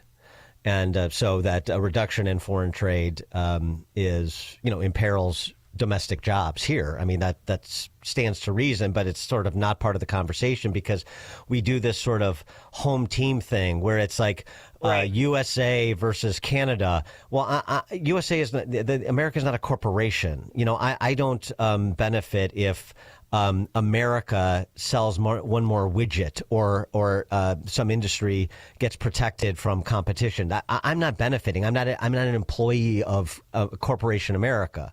There are employees of particular businesses in particular sectors, and some people are getting protections and other people are not. Some people have exposures and other people are not. So it's so much more complicated, and it's easier to do it like in a sports metaphor binary of it's just Team USA versus Team Canada, but that's doesn't give you a picture of what's really going on. I couldn't agree more, and I think that it's this idea that you're alluding to, which is very important, is that there's winners and losers. Distortionary trade policy via tariffs or other protectionist measures create winners and create losers. And that's why you see corporations run, to Congress to advocate for the very details of the trade policy because they want to protect their industry, or trade unions, right? They don't want us to import products that are made with much labor elsewhere. So we have to be very worried about who we're going to institutionalize as winners and losers. And we don't want to make American firms that produce things and create jobs, and American consumers who buy things, we don't want to make them pay the price. So I think it's right what you're saying. The home team jersey, it's a feel-good idea. It sounds like we can get on board with that. And I always think about this when I go to the grocery store. My colleagues make fun of me because, I think the grocery store is an amazing way to think about economics. And in particular, how did all that stuff get there? It's an amazing, miraculous thing that we take for granted every day. And when you think about bananas, you do not want a Made in the USA sticker on your banana because we don't have the climate to grow bananas. We could do it, but just because you can do something doesn't mean you should do something, and that's economics. It's much better for us to import bananas, which we do, from Latin America. That makes us richer. You don't want the Made in the USA sticker on. You want Made in Ecuador, which is on your banana, by the way. So I think it's like being proud of the wrong things. And we need to speak into this moment and say, free trade is pro-consumer, as you said, the Bastiat school, right? And we want to protect not just rich, wealthy people, but Americans who are struggling, who gave a presidential mandate to help stop that struggling. Tariffs won't help that. Whatever happened, the North American Free Trade Agreement became the United States-Mexico-Canada Agreement in 2020. But, to eliminate tariffs and other trade barriers on goods and services, where does that fit into all of this? It's kind of interesting because, that was under the first Trump administration, and now under the second Trump administration, he seems very much committed to tariffs, to doubling down on this idea. And I can't explain fully why, other than to say, I think in many cases people view trade as a zero-sum game. Tariffs are very appropriate if you view trade as zero-sum, which means if I import, then I'm losing to the country that I import from. I need to just export all the time. Adam Smith called this the mercantile system, and of course he railed against it. David Ricardo railed against it because, Adam Smith very famously said it would be imprudent for us to make at home what we could buy outside of our home. So I have a trade deficit at my grocery store. This makes me very wealthy. So, free trade with our neighbors, Mexico and Canada, is the most important kind of question of free trade because transportation costs are lower when you're closer. We want to be allies with our neighbors for obvious geopolitical reasons. And so it doesn't make any sense to kind of undo the free trade benefits from NAFTA. And I think we just need to speak into this moment. Like I said, economists, I think, need to speak into this moment and say, this is not what's going to make America great again. I believe we should make America great again, or greater than it has been. We should always strive for greatness, but this is not going to do it. So we don't want to undo the benefits of the past. And this is, think about the EU, which is not part of your question, but I think relevant. The EU is a giant free trade zone. Right. That is the point. And so to say we're going to now put tariffs on this free trade zone, that's going to further isolate us. So I think these are just bad ideas that really need to be dismantled. Well, at minimum, it'd be nice if everybody took to a quick read or reread of Leonard Reed's I Pencil essay, because that sort of crystallizes it in concrete terms. The banana example you gave is pretty good, too. Yeah. Ann Bradley, Acton Institute Affiliate Scholar, the Vice President of Academic Affairs for the Fund for American Studies, and Professor of Economics at the Institute of World Politics. Ann Bradley, thanks so much for joining us. Appreciate it. Thanks for having me. Thank you. And she joined us on our Turnkey.pro answer line. Before you see it on TV, share it on Facebook, or read about it in the paper, hear it here first. This is Chicago's Morning Answer on AM 560. The Answer. I saw a T-shirt recently, and it said, "Too much of anything is bad unless we're talking about bacon." Now, we can debate all day long about the points of bacon. However, portion control is a good thing. That can also be said about your retirement accounts. Too much risk when you could be burdened down by a down market. Too conservative, and maybe you can't take that Alaskan cruise you've been saving for. Tom Fortuna and the people of Alpha Wealth Group understand portion control. He can balance a retirement plan with levels of protection and risk designed specifically to your needs. And if you don't want risk at all, he can do that as well. Just simply call for a free discovery meeting. You can call him today at 630-864-6711. That's 630-864-6711. You may not find that right balance between a pound of bacon and a pound of kale, But you can find the balance between worrying about your retirement and enjoying your retirement. Find out for yourself by giving Tom Fortino a call at 630-864-6711 or online at alphawealthgroup.com. AM 560, The Answer. All right, coming up on Chicago's Morning Answer. At 7:07, we'll talk to Jeffrey Tucker from the Brownstone Institute about, among other things, this new study out of Yale regarding the impact of the COVID vaccine on many of the vaccinated. That's at 7:07. But now into the newsroom we go. Here's Mike Scott. News to improve. Fox News with the very latest on that developing story in a moment. And a missing 5-year-old abducted by his biological mother.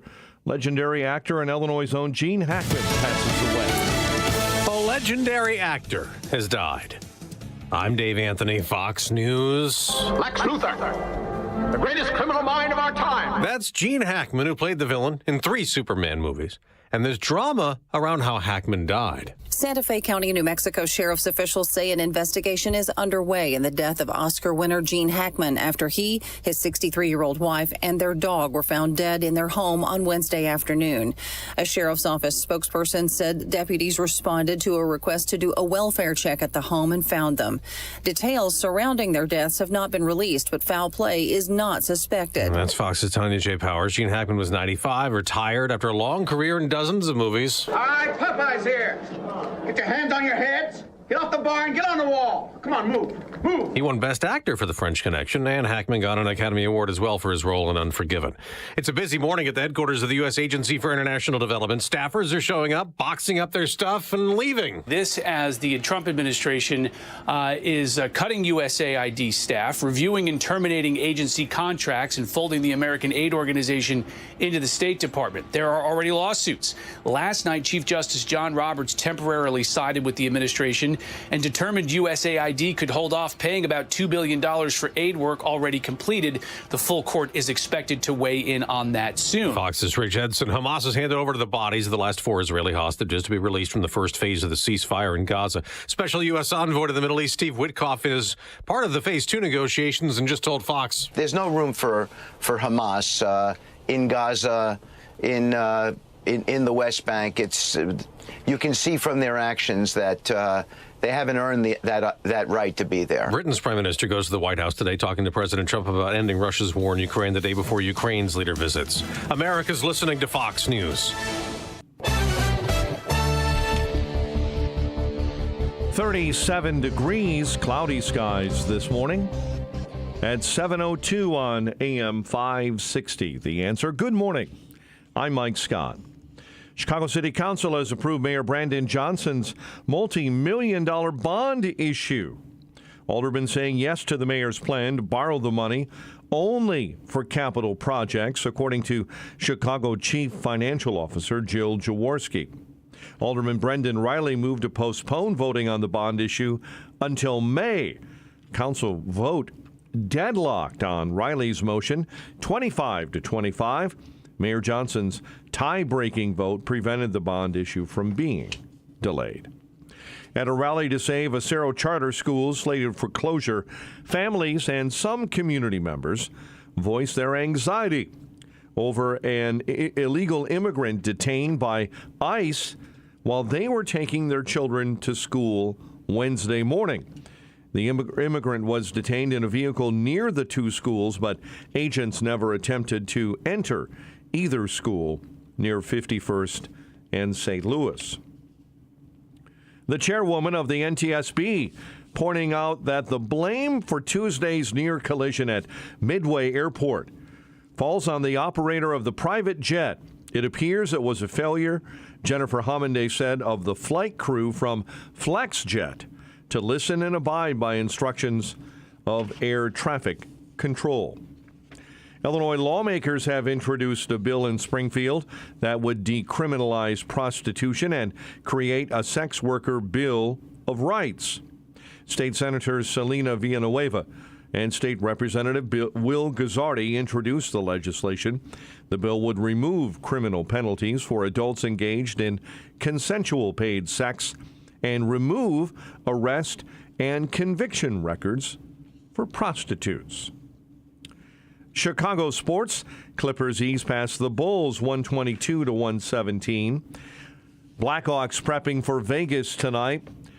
College hoops, Creighton's win over DePaul 75-65. Loyola, a victory over GW 77-57. And Northern Iowa stomped UIC 74-52.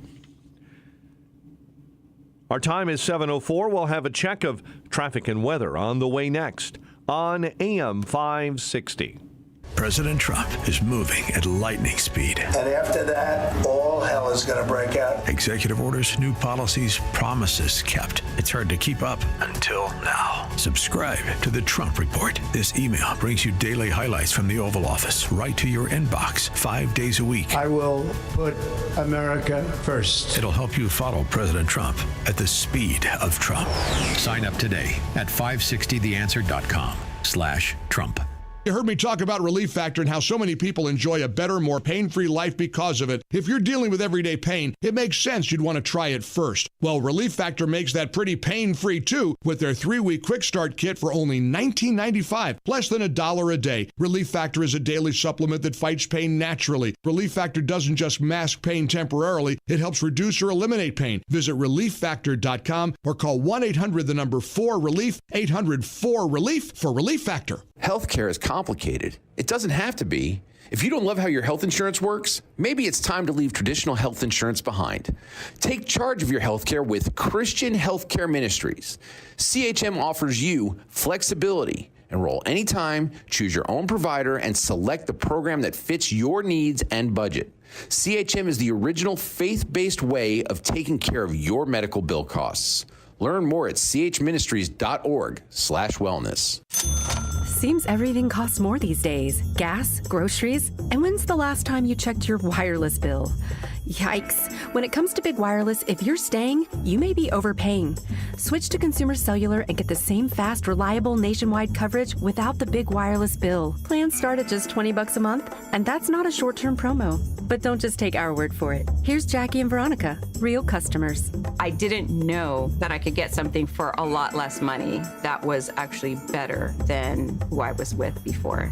Anytime anybody complains about their cell phone bill, we say, you've got to check out Consumer Cellular.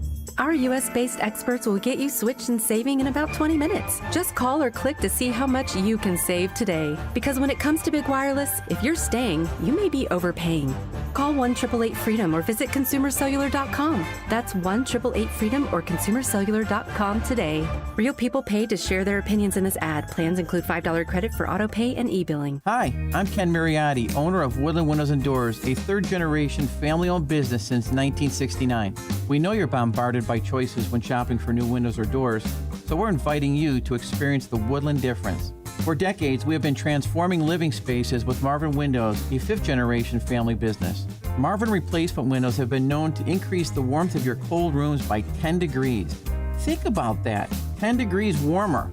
When you welcome Woodland into your home, you will get a product expert to transform your living spaces, full-time, dedicated professional installers that you can trust in your home, along with the best products like Marvin.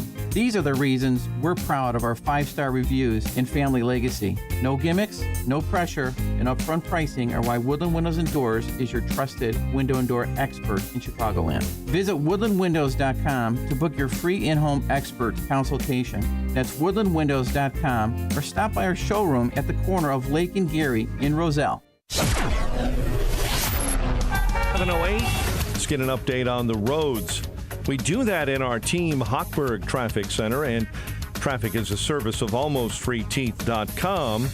Overpaying for dental implants is over if you have a medical PPO. Find out how you could save 90% off on average to get your smile back. Check if you qualify.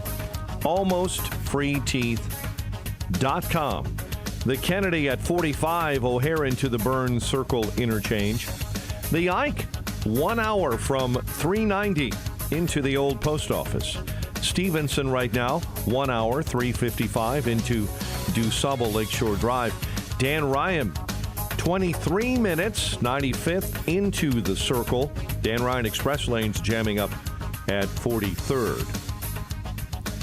Chicago's Morning Answer continues next.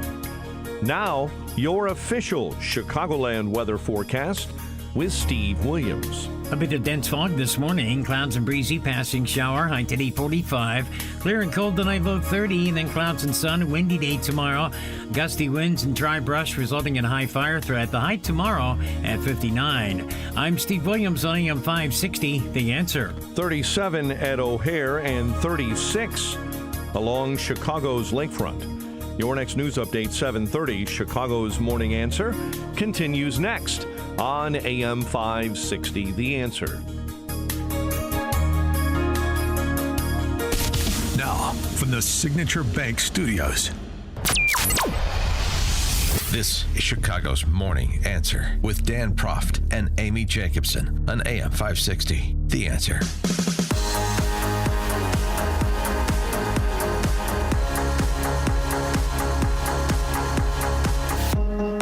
Top of the morning, Dan and Amy.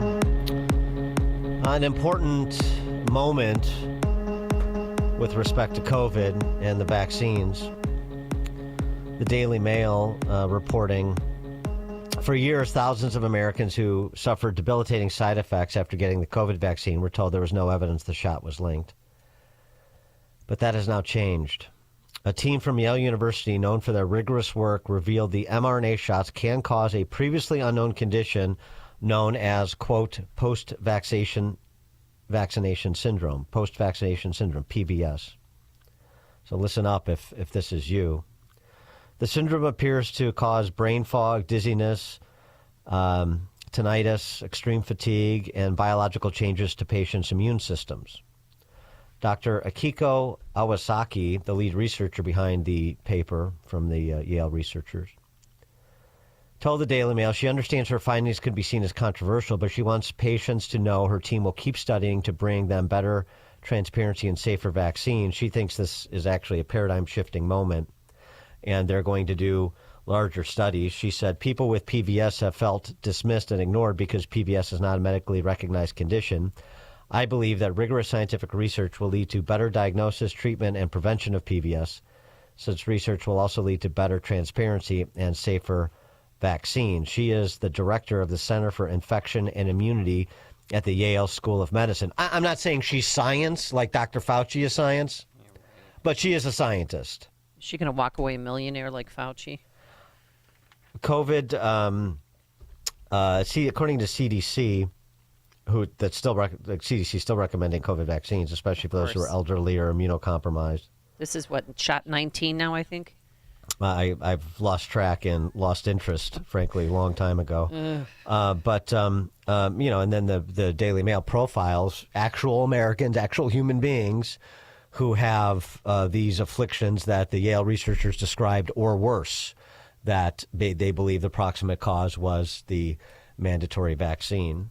I know he wants to talk about DOGE, and so do we, but our next guest was such an important voice during the lockdowns and the whole COVID saga, combating the COVIDians, misinformation, and authoritarian gambits, that we need to address this with him as well.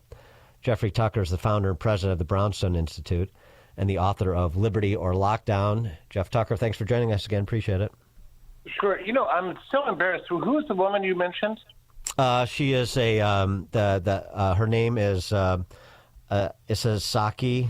Dr. Iwasaki, is her name. Yale. She's an immunologist at Yale University, and she leads the team there, Center for Infection and Immunity at Yale School of Medicine. Yeah. And what's her connection to the CDC? She doesn't have a connection to the CDC. Yeah. Well, so we've got a problem. I mean, poor Bobby is now at a HHS, and I don't know. He's overseeing like 80,000 employees or something like that. Which is to say, about 79,000 people who hate his guts and are trying to undermine him. So I don't even know what his life is like, but I can tell you this. In the week before the inauguration and in the days before, in the weeks after the inauguration, before RFK's confirmation, the bureaucrats were busy bees, and they were doing terrible things, throwing around, $600 million to Moderna, for a new mRNA bird flu shot. The CDC was authorizing new PCR tests for chickens. The Department of Agriculture. HHS itself released a document for the first ever U.S. World Health Organization cooperation on an agenda called One Health, which is this theory that your daughter and a rat are of equal value.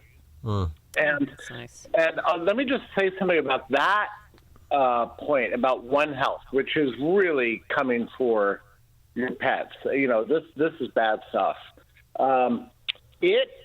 HHS released that document on January 10th, okay? So you could say, well, that was the old regime, right? But when you click on the link, it gives you a PDF. Well, if you look at the metadata of the PDF, the last edit was on February 13th, okay? And that thing has specific author names that are currently employed by the Department of Agriculture, the Department of Interior, and then also the CDC itself. So we know for sure that this is, insubordination, right? And we're able to prove that with the metadata of the document. So it's a question at this point, to what extent does RFK have to just purge the place, like clean it out, fire tens of thousands of employees and that sort of thing, in order to right the ship? It's not entirely clear, or how he can do that. And it's not just RFK. I mean, obviously you have Makari at FDA, you have Bhattacharya at NIH, and these are medical doctors too, and so they obviously experienced the worst of the worst during COVID from the medical community and from the public health community, and so I mean I would think that they would be riding point on some of this, in addition to staying abreast of research like that coming out of Yale with respect to post-vaccination syndrome. Yeah, for sure. And there's no question about their agenda and their long-term plans, and that they're going to get some of their way. But they're battling a bureaucratic beast of such immense power, not just government power, but industrial power. I mean, all these programs have industrial partners. And so they're confronting an amazing machine. Marty and Jay's confirmation hearings are next week. They're going to be harassed within an inch of their life. Yeah. And I'm sure my name is going to come up repeatedly, right, in these hearings. So I'm bracing myself for that. Well, thankfully, Marty and Jay Bhattacharya are about 4 standard deviations smarter than anybody that's going to be questioning them, so I think they'll hold up quite well. That is true, but, part of the problem with these confirmation hearings, as you saw with RFK, is, he's the smartest person in the room easily, but there's a lot of horse trading that has to go on behind the scenes. It won't surprise you to learn that these politicians don't give their votes for nothing, right? Nor do they give it based on merits. Washington is a city of payola and power. So that's the issue. But let me ask you something sort of more globally, because this seems like a reset. I saw, I'm sure you did too, last week at an event at the White House. Trump introduces Albert Bola, the head of Pfizer, to mostly booze in the room, which was pretty entertaining. Yesterday we have the announcement from Dave Ricks, the CEO of Eli Lilly, that Eli Lilly is investing $27 billion in new sites in America. And so to the point you were making about sort of industrial partners with respect to the public health bureaucracy, how should we conceive big pharma, and what sort of program should the public health agencies in this administration lay down with big pharmaceutical companies in terms of their relationship with the government? I mean, you'll hear from Bhattacharya, you'll hear from Macri, you agree, I'm sure as well. There's obviously a lot of value that pharma companies provide, but it's that relationship so that when they do get far afield, when the incentives are not aligned with the American public health interests, what that relationship is like. And there needs to be, I think, a new framework for considering that. We have to eliminate the liability protections for big pharma, all of them, especially those that pertain to so-called vaccines. That will pretty much solve the problem, but that's the biggest nightmare. When we talk about big pharma, we need to remember something from the last 5 years. In the whole history, recorded history of the human race, there's only been one industry powerful enough to push a button to shut down the entire global economy at once for its industrial profits and power, and that is big pharma. I mean, that's bigger than East India Tea Company. That's bigger than anything else in human history. So the Trump administration is confronting this in a setting in which Trump has a ambiguous relationship with big pharma. On one hand, he's taken a lot of credit for Operation Warp Speed, but we have to remember that his version of Warp Speed was not, produce a poison shot that's going to hurt you and mandate it, right? And his version of Warp Speed was, let's find a fix for COVID. And his first intuition was the right one. Let's solve this with off-the-shelf therapeutics like hydroxychloroquine. Right. And then the industry got busy producing genuinely fake studies with authors that made up data that were printed in prestigious medical journals, all saying hydroxychloroquine was terrible. So they took it off the market to prepare the terrain for this mRNA vaccine that Trump also later said took credit for. But I think that was a mistake. But here's the problem. He's got big pharma crawling all over him right now with donations, with pressure, and, all sorts of things that he's dealing with these people.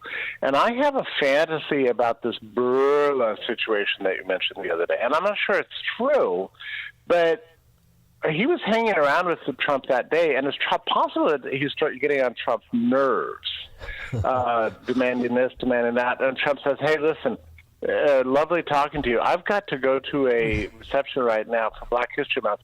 How would you like to join me, and I'll introduce you? And Burla, being an idiot and naive, he goes, oh, okay, I'll come. I'd love to be introduced. Maybe. And Trump knew exactly what was going to happen.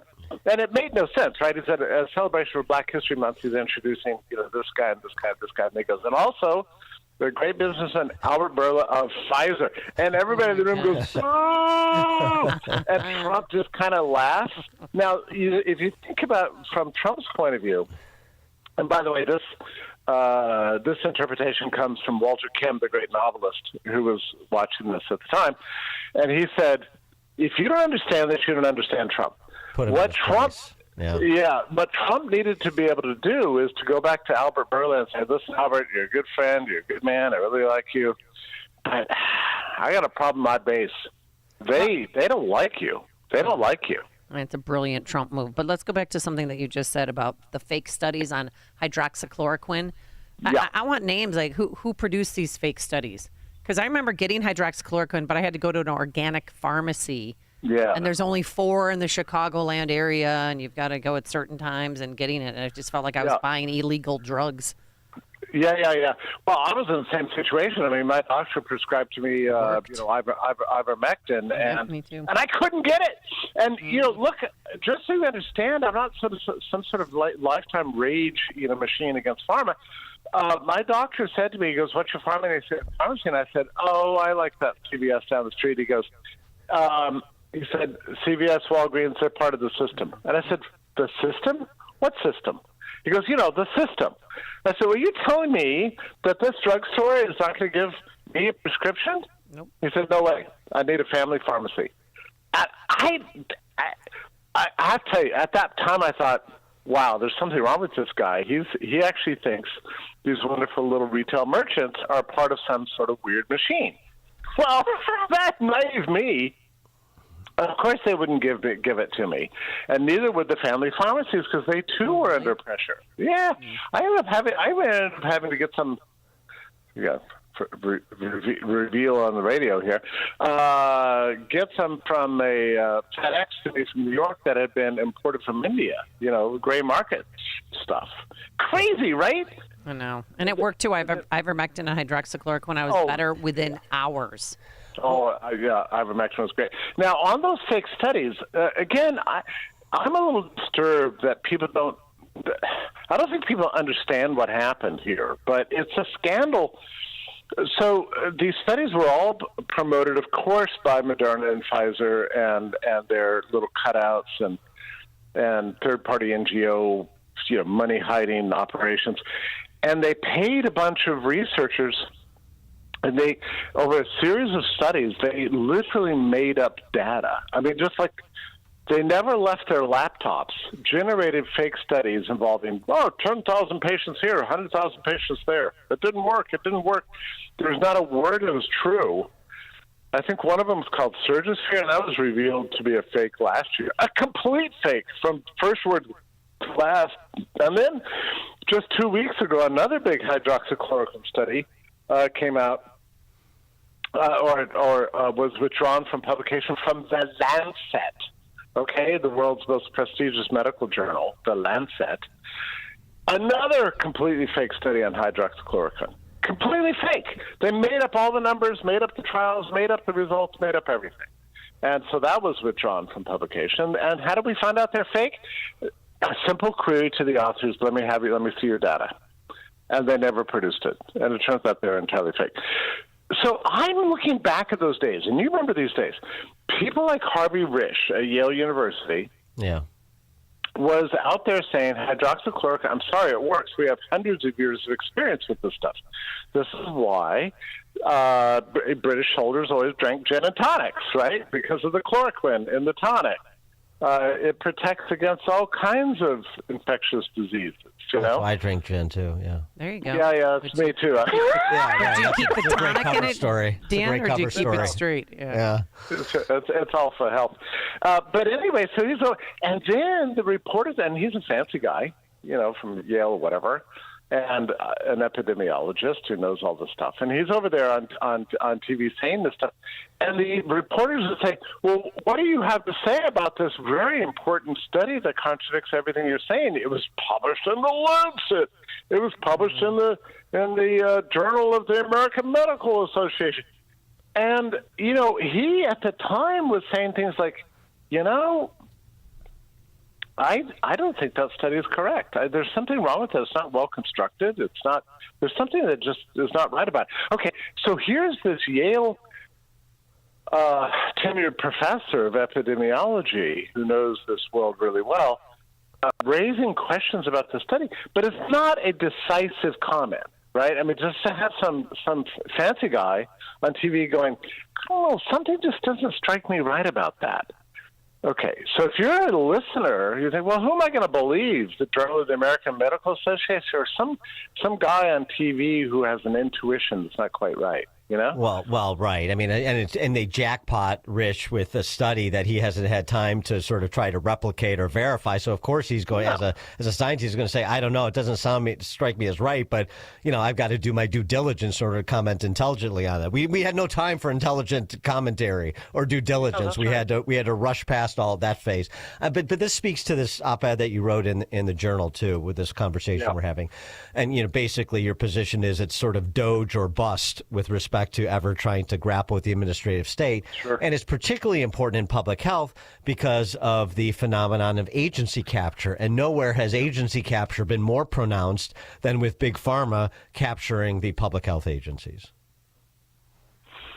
That's right. And we don't know that much about it. We know a little bit about it, but not as much as we're supposed to know, partially because, the system has been kept from prying eyes since 1939. And this is a startling thing to me.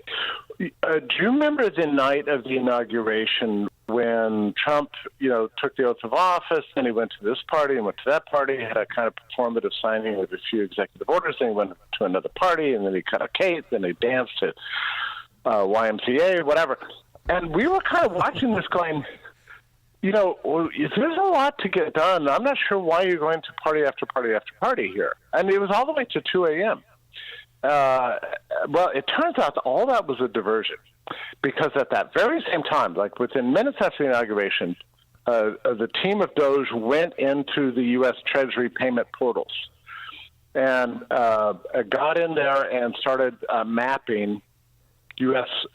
outgoing payments, and discovered that evening that about $4.7 trillion of existing payments were untagged with a source. Right. So, we don't know who ordered them or where they went or anything. This is how bad the accounting was. So they started rolling through this thing.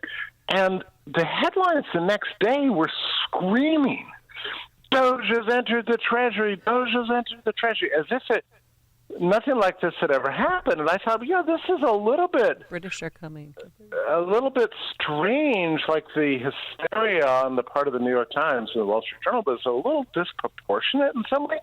Well, sure enough, a few days later, the New York Times runs an article by 5 former secretaries of Treasury. And what they say is no elected official or any outside appointed official in 80 years has accessed the outgoing payment systems of the U.S. Treasury. That's always been the province of a tiny group of dedicated civil servants from within the system. I'm reading this thinking, you're telling me that in 80 years you've never had an outside audit. The Secretary of Treasury has always just been pretending. The President of the United States has never had access to the U.S. Treasury payment systems. I mean, this is outrageous. And they were upset that DOGE was doing this, and it just made me realize something extremely important, that in all of living memory, U.S. government has been operating the way the Bernie Madoff's firm operated, within secrecy, only a handful of people having access. There's this person named the Fiscal Assistant Secretary who runs the payment portals, and he's always been promoted from within the Treasury, always a career bureaucrat. And this has been true since 1939. There have been only 15 of them since 1939, all of them from the U.S. Treasury Department, nobody from the outside ever. Right, so and they dummy up just enough. They dummy up the records and have just enough cash on hand to pay whoever must be paid right now to keep up this house of cards. The Madoff comparison is interesting. We need to know, and but people need to understand. It's like the New Sunday morning runs a big article going, "Oh, Musk is bringing techno-fascism to America." It's like, no, you don't understand what's going on here. They're trying to bring normal standards of from the private sector, normal standards of bookkeeping and transparent accounting to government. That's all they're doing. And it's never happened. Jeffrey Tucker, we have to leave it there, but appreciate it as always. Jeffrey Tucker, founder and president of the Brownstone Institute, author of Liberty or Lockdown. Jeffrey Tucker, thanks again. My pleasure. Thank you. Always a pleasure. And you joined us on our turnkey.pro answer line. Coming up on Chicago's Morning Answer. Remembering Danville's favorite son, Gene Hackman, 737. Can't wait. But now let's head into the newsroom. Here is Mike Scott. At 7:33, we have some fog in the area and 37 degrees. Child not vaccinated has died from measles in West Texas. The first death in an outbreak that began late last month from the first measles outbreak in the U.S. since 2015. The school-aged child had been hospitalized and died on Tuesday night. Private company launching another lunar lander toward the moon. Intuitive Machines lander blasted off Wednesday on board SpaceX.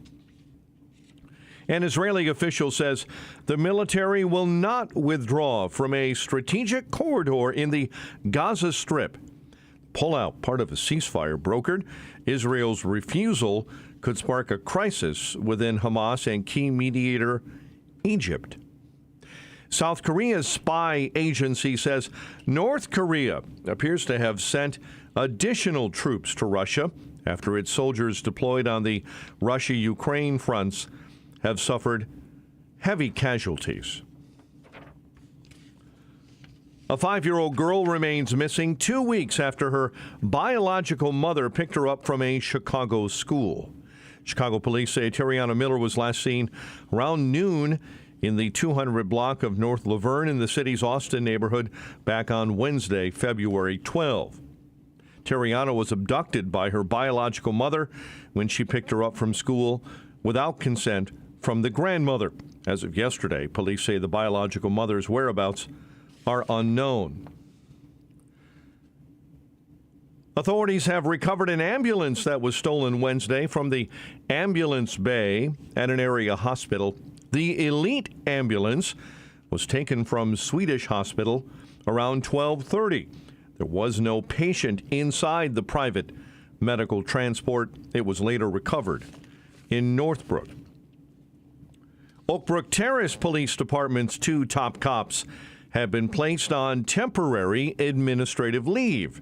ABC 7 first to report the decision comes about 24 hours after a city council meeting where officers made a vote of no confidence in Chief Casey Calvello and Deputy Chief David Clark.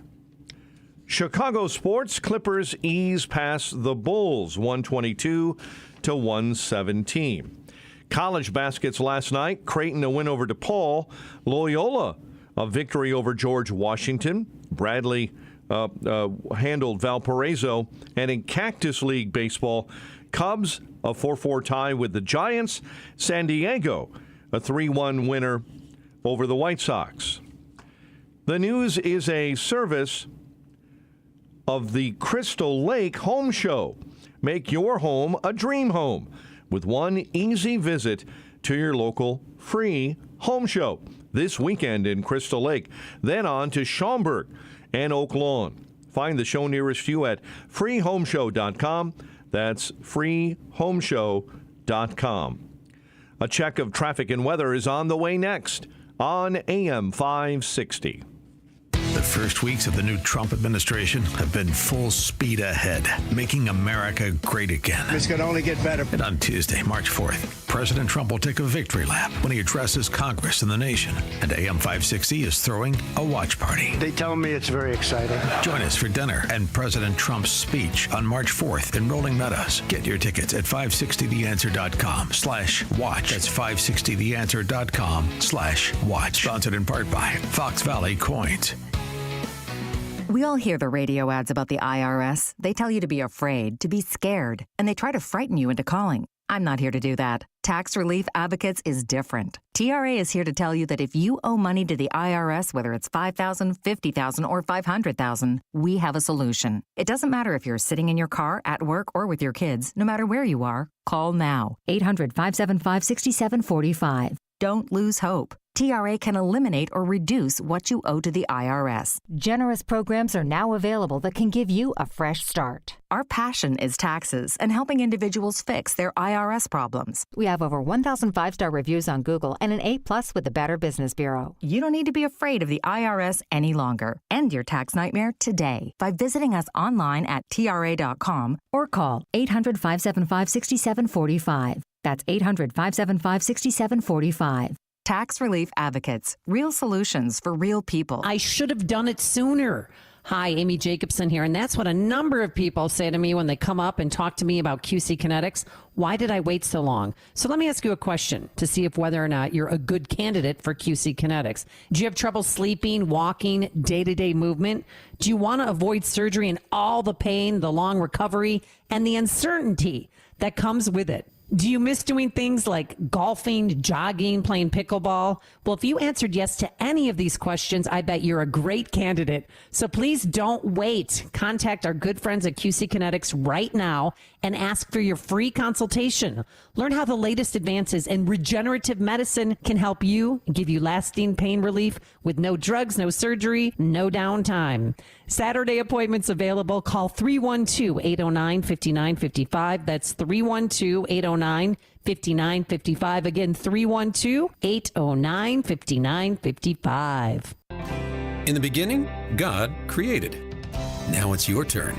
You're a creator, inspired to design and craft incredible works of art and innovation. But nothing halts inspiration faster than not having the materials you need to bring your vision to life. K&S Precision Metals understands the power of creation. So they provide the materials to help you make your masterpiece. From brass, aluminum, copper, and stainless steel tubing to wire, rod, sheets, and foil, their vast selection of pure, high-quality metals is designed to meet your needs from start to finish. No lead, no fillers. Just materials you can trust to elevate your project. Whether you're a professional or hobbyist, their products are trusted by the medical and movie industries and creators like you, providing high-quality metals to a world of endless possibilities. K&S Precision Metals has been family-owned and operated in Chicago for 78 years. Most orders ship within a day, so you can get back to creating faster. Order directly at ksmetals.com. That's ksmetals.com. Our materials, your creations.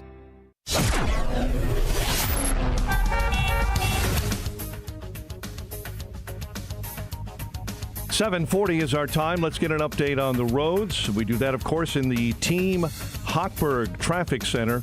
And this morning, we're seeing delays already on the outbound Edens between Montrose and Church, the Kennedy at 45, O'Hare into the Burns Circle interchange.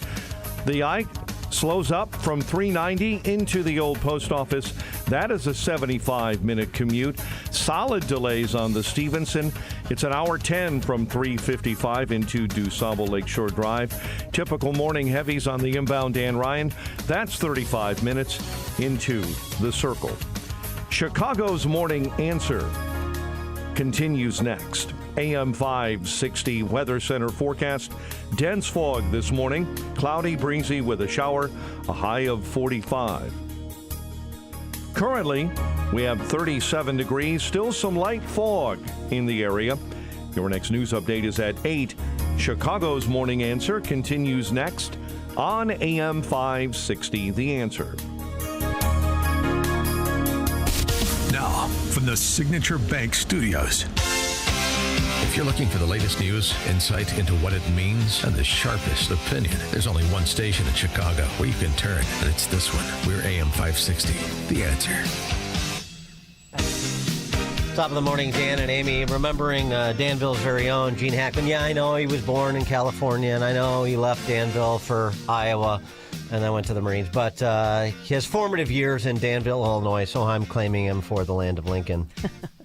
One of the great actors of, several generations, wasn't he? We'll take your calls, 312-642-5600, turnkey.pro answer line and text line with the favorite movies, favorite scenes. And I've got a trivia question for you, too. Okay. And don't use your Google or your Bing or whatever you use. Mike Scott mentioned in his remembrance of Gene Hackman that his breakout role was his Best Supporting Actor nod in Bonnie and Clyde. And that was before he won Best Actor for French Connection. There was another film between Bonnie and Clyde and French Connection in which he was nominated for Best Supporting Actor. Name that film. 312-642-5600, turnkey.pro answer line, or you could text us the answer on the very same line. I'll give you another one. He didn't win Best Actor, but he was nominated for Best Actor in another movie a little bit later on in his career, post-Hoosiers. There's a hint. Superman. No, not for Lex Luthor, but he was very good. I love Lex. That's why I fell in love with Gene Hackman, and I remember when I was a kid, I said, man, the day he dies, I'm going to be so sad. Well, one of the most beautiful movies ever made, starring Gene Hackman, for which he should have won Best Actor, was, of course, Hoosiers. Oh, yeah. And because, of course, as all the great sports movies are, and there's not, frankly, that many of them, I would say. Not just about sports. About life and building character. And Hackman, day one of practice in Hoosiers, one of the greats. And there's so many iconic scenes, and we're going to do a reprisal of one of them, Amy and I, just momentarily. But so many great scenes in that film, if you're a cinephile like myself. And day one practice, and part of why Hoosiers was so great, because it's such an awesome ensemble cast. Day one of practice, of course, Coach Norman Dale goes in to take over and confronts Chelsea Ross. And if you don't remember the film, Chelsea Ross, you may remember him as the knuckleballer in Major League. Great character actor, and they had this awesome exchange. Oh, there you are. I thought we'd go 20 minutes on, 10 off, and 20 on. I had a different schedule in mind. Look, mister, these boys got a routine they're used to. You throw a new coach with newfangled ideas at them, might get them all confused. And we'll ease into it real slow. Hell, our first game's less than 2 weeks away. Well, first of all, let's be real friendly here, okay? My name is Norm. Secondly, your coaching days are over. Screech. Look, mister, there's two kinds of dumb. A guy that gets naked and runs out in the snow and barks at the moon, and a guy who does the same thing in my living room. First one don't matter, the second one you kind of forced to deal with. Translate. That's some sort of threat.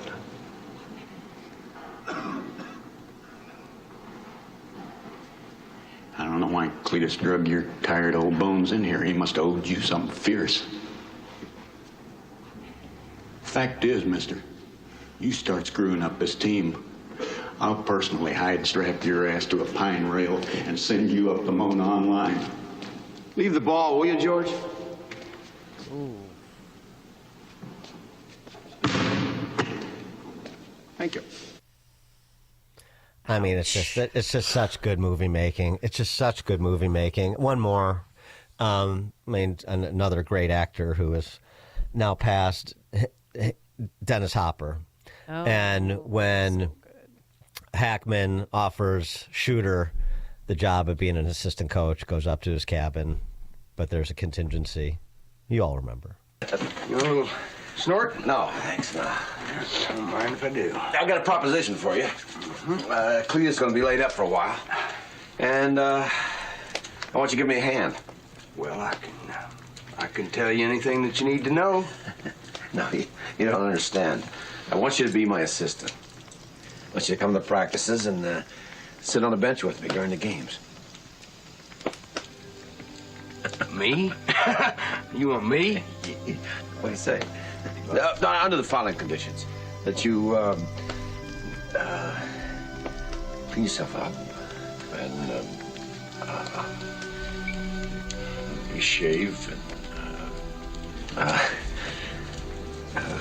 you show up at the games on time and the practices, and you wear a shirt and tie. Well, I got myself a suit right there. I got a wing dinger. I was married in that suit there.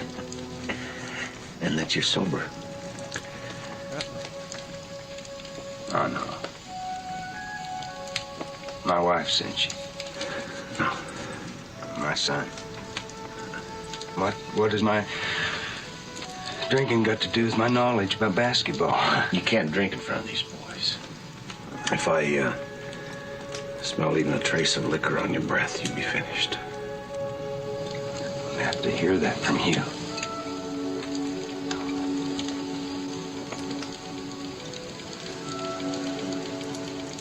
You're embarrassing your son. I don't need to hear that. I'd like you to leave. I'd like you to leave now. And Jerry Goldsmith, who scored the movie, I mean, it's one of the great movie scores of all time. I mean, it's just so good from beginning to end. Oh, and my favorite is the locker room scene right before the state playoffs. There's a tradition in tournament play to not talk about the next step until you climb the one in front of you. I'm sure going to the state finals is beyond your wildest dreams, so let's just keep it right there. Forget about the crowds. the size of the school, their fancy uniforms, and remember what got you here. Focus on the fundamentals that we've gone over time and time again. And most important, don't get caught up thinking about winning or losing this game. If you put your effort and concentration into playing to your potential to be the best that you can be, I don't care what the scoreboard says at the end of the game, in my book, we're going to be winners. Okay? I do this all the time. Hey. All right. Hey. Let's go. Yes. Let's go. Yes, let's go.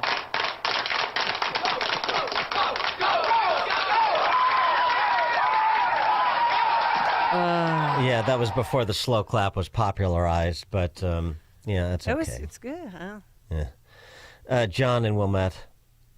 Yeah, Dan, you neglected to note that Gene Hackman was a fight in Illini. No, he dropped for out. 6 months.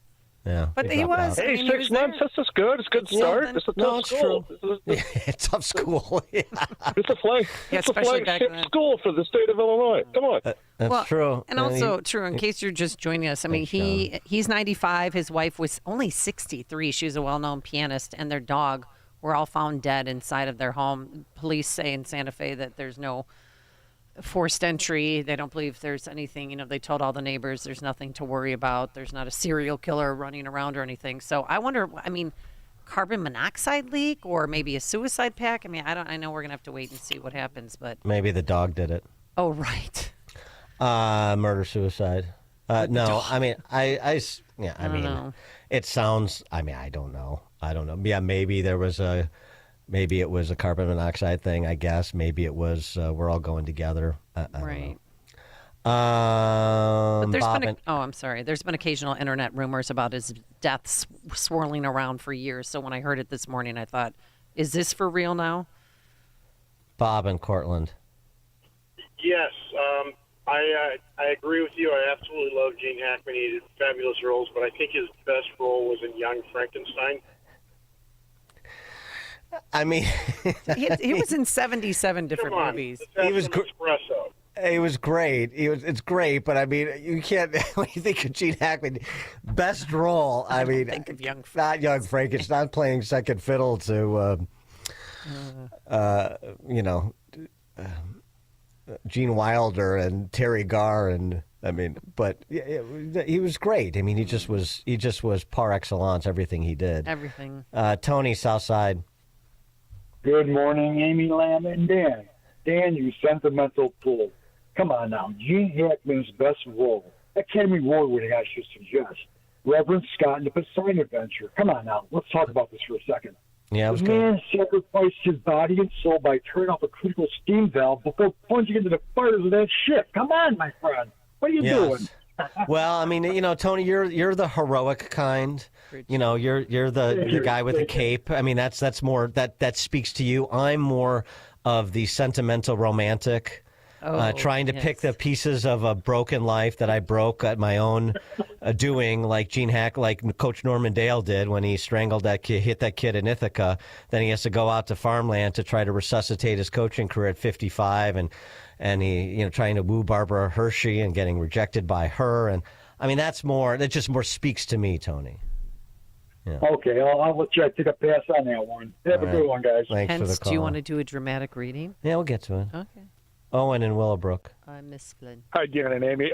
Hackman just played such a wide range of characters, and you don't see actors doing that today. But I think one of his greatest roles was Little Bill in The Unforgiven, and him and Hackman on that scene, and that was awesome. And then also The Firm, where he played. Oh, that's right. I hate to say that he kind of played a scoundrel lawyer, but well, everything he touched was gold. Absolutely. Yeah, you just don't see the range of actors today like you do with Hackman. No, he made a mediocre book into a slightly better than mediocre movie. Tom Cruise was pretty good in it too. I do have to admit, It was a good film. It was okay. Forgiven, of course, best supporting actor, right? Yeah, that was another one of his classics. Dawn in Naperville. Hi, good morning. Obviously, we all know him from Superman, who, for those of us who grew up in the 80s, but I had an amazing government teacher in Oakland High School who showed us the movie Mississippi Burning. And from that point forward, that was my favorite movie that he was in. And if you haven't seen it, he was absolutely superb. Well, that was the answer to one of my trivia questions. Oh, that's right. Dawn. Yeah, the Academy Award Best Actor nomination. Mississippi Burning. That's right.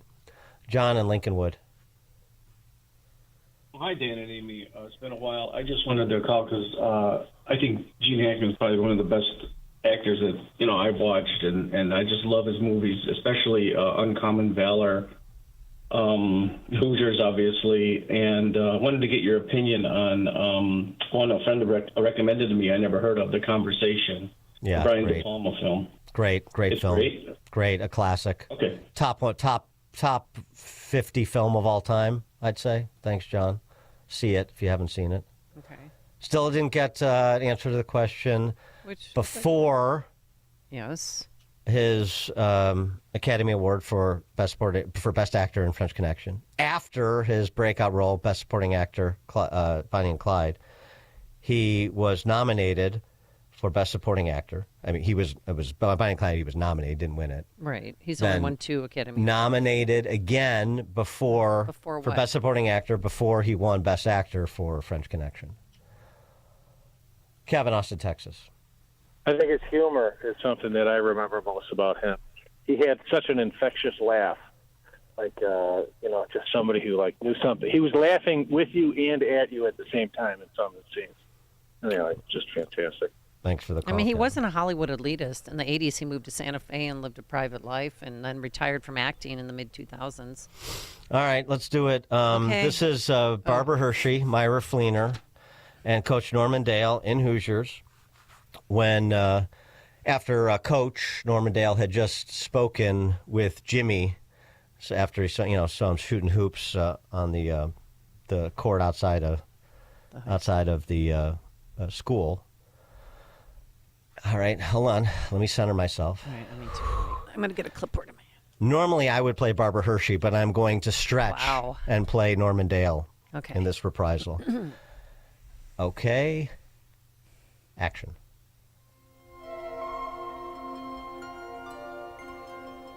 Barbara Hershey.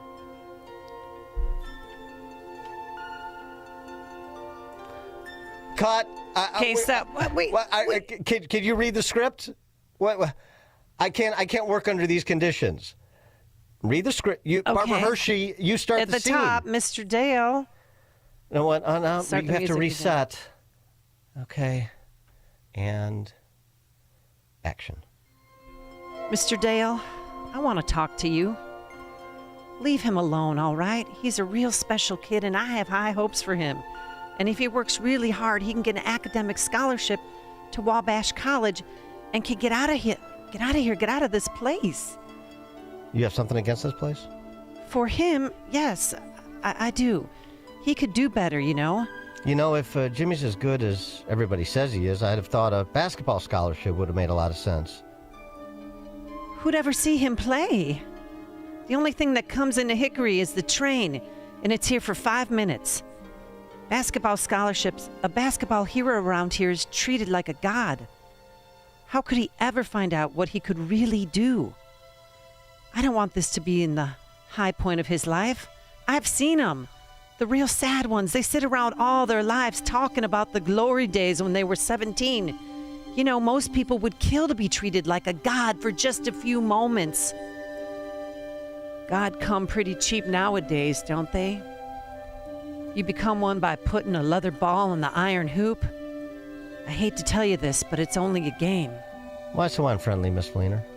Well, I know men like you. You don't know anything about me. Oh, I know you're here. And I know this place doesn't even appear on most state maps. A man your age comes to a place like this, either he's running for something or he has nowhere else to go. What I'm doing here has nothing to do with you. Just stay away from Jimmy. I don't want him coaching in Hickory when he's 50 years old. And then Coach Dale looks forlorn out the window. And scene. Okay, cut. Woo! No, you stepped on my last line. I know I did. I'm so sorry. Do you want to do it again? The last line? Yeah, we can. Justin?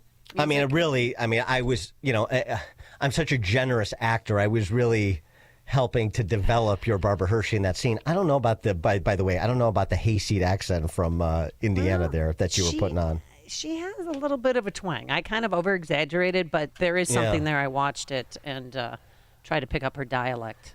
All right, we'll be doing, Amy and I will be doing a full production of Hoosiers in summer stock. So you'll want to keep apprised of that. We'll provide you the dates and times, locations when we do a little tour of our vaudeville act. The life. We could do other Gene Hackman films too. This could be a whole thing. A Bridge Too Far. We could start with that.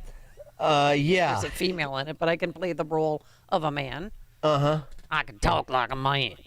Okay. All right. Well, we did our best to provide tribute to Gene Hackman. I'll be. I think everybody should take a selection of movies, including the movie nobody answered. All right. I'll give you the answer to that trivia question. Oh yeah, hurry. I Never Sang for My Father. I never sang for my father. 1970 Best Supporting Actor nomination. So add that to your list of Gene Hackman movies to see if you haven't. All right. Coming up on Chicago's Morning Answer? We'll check in with our friend Joel Politic about the situation in L.A. after the fires, 8:08. It's 8 a.m., WIND, Chicago. There's drama surrounding the death of an actor. I'm Dave Anthony, Fox News. Gene Hackman was a Hollywood legend who'd long been retired. Hackman and his wife, Betsy Arakawa, confirmed dead after the two were found along with their dog unresponsive yesterday in their home in Santa Fe, New Mexico. Although the sheriff's office says there's no immediate indication of foul play, they still have not provided a cause of death or details as to when the couple might have died. That's Fox's Todd Pyro. Hackman was in dozens of movies, a coach in Hoosiers. Guys, remember what we worked on in practice, all right? I want to see it on the car. The sheriff in Unforgiven. He's got one barrel left. When he fires that, take out your pistols and shoot him down like the mangy scoundrel he is. Hackman won an Oscar for that movie and the Best Actor Academy Award for The French Connection. Hackman was 95. Hamas has handed over the bodies of 4 more hostages killed after the deadly terror attack that triggered the war in Gaza as phase 1 of the ceasefire ends. Israeli officials are now confirming most of the deceased hostages released overnight were murdered by Hamas and militant groups. The remains include those of an 87-year-old, the oldest hostage held, a 69-year-old, and 2 49-year-olds, all men, all fathers, exchanged over 600 Palestinian prisoners. Fox's Greg Pelgon in Tel Aviv. Britain's Prime Minister Keir Starmer will hold talks today with President Trump on ending Russia's war in Ukraine. The day before Ukraine's president goes to the White House to sign an agreement allowing the U.S. to share profits from Ukraine's natural resources to recoup the costs of American military aid. Special envoy to the Middle East, Steve Witkoff, tells Fox. President Trump came into office, and lo and behold, what did he find out? He found out that we had contributed significantly more than the Europeans to this war effort, but the Europeans had loan agreements to pay them back. He just didn't think that was fair. A legal win for the president. The U.S. Agency for International Development is making big cuts at the Supreme Court, blocks an order to pay billions in foreign aid. America's listening to Fox News. 36 degrees at 8:02 on AM 560. The Answer, good morning.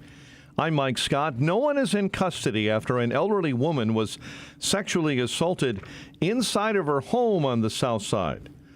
Police say a person entered that home through a window last night in the 1600 block of West 82nd. A woman was sent to a nearby hospital. Charges are pending this morning against a person accused of pushing a man and a woman onto the CTA Blue Line tracks on the northwest side. All 3 were on a train platform yesterday in the 5500 block of North Harlem when a heated argument turned physical. Former Bears head coach Matt Eberflus isn't winning any fans in the NFL with his coaching style. Eberflus ranked dead last among head coaches in the NFL Players Association annual survey. Chicago City Council has approved Mayor Brandon Johnson's multi-million-dollar bond issue. Alderman saying yes to a plan to borrow for some capital projects. Alderman and Vice Mayor Walter Burnett Jr. warned of dire consequences if it did not pass. Potholes would grow bigger, vacant buildings would catch on fire, light poles will fall, and bridges could deteriorate beyond repair. Alderman Brendan Riley moved to postpone voting on the bond issue until May. The council voting deadlocked on Riley's motion 25-25. Mayor Johnson's tie-breaking vote prevented the bond issue from being delayed. Chicago sports, Clippers ease past the Bulls, 122-117. College hoops last night, Creighton over DePaul, 75-65. And Loyola, a win over George Washington. The news, a service of almostfreeteeth.com. Overpaying for dental implants is over. If you have a Blue Cross Blue Shield PPO or FEP, you could save 90% on average to get your smile back. Learn more and check if you qualify at almostfreeteeth.com. 8:04 time for the AM 560 Business Beat, a service of Signature Bank. Visit signaturebank.bank for all your commercial banking needs. And now, the latest from the Fox Business Network. I'm Elizabeth McDonald, and this is the Fox Business Report.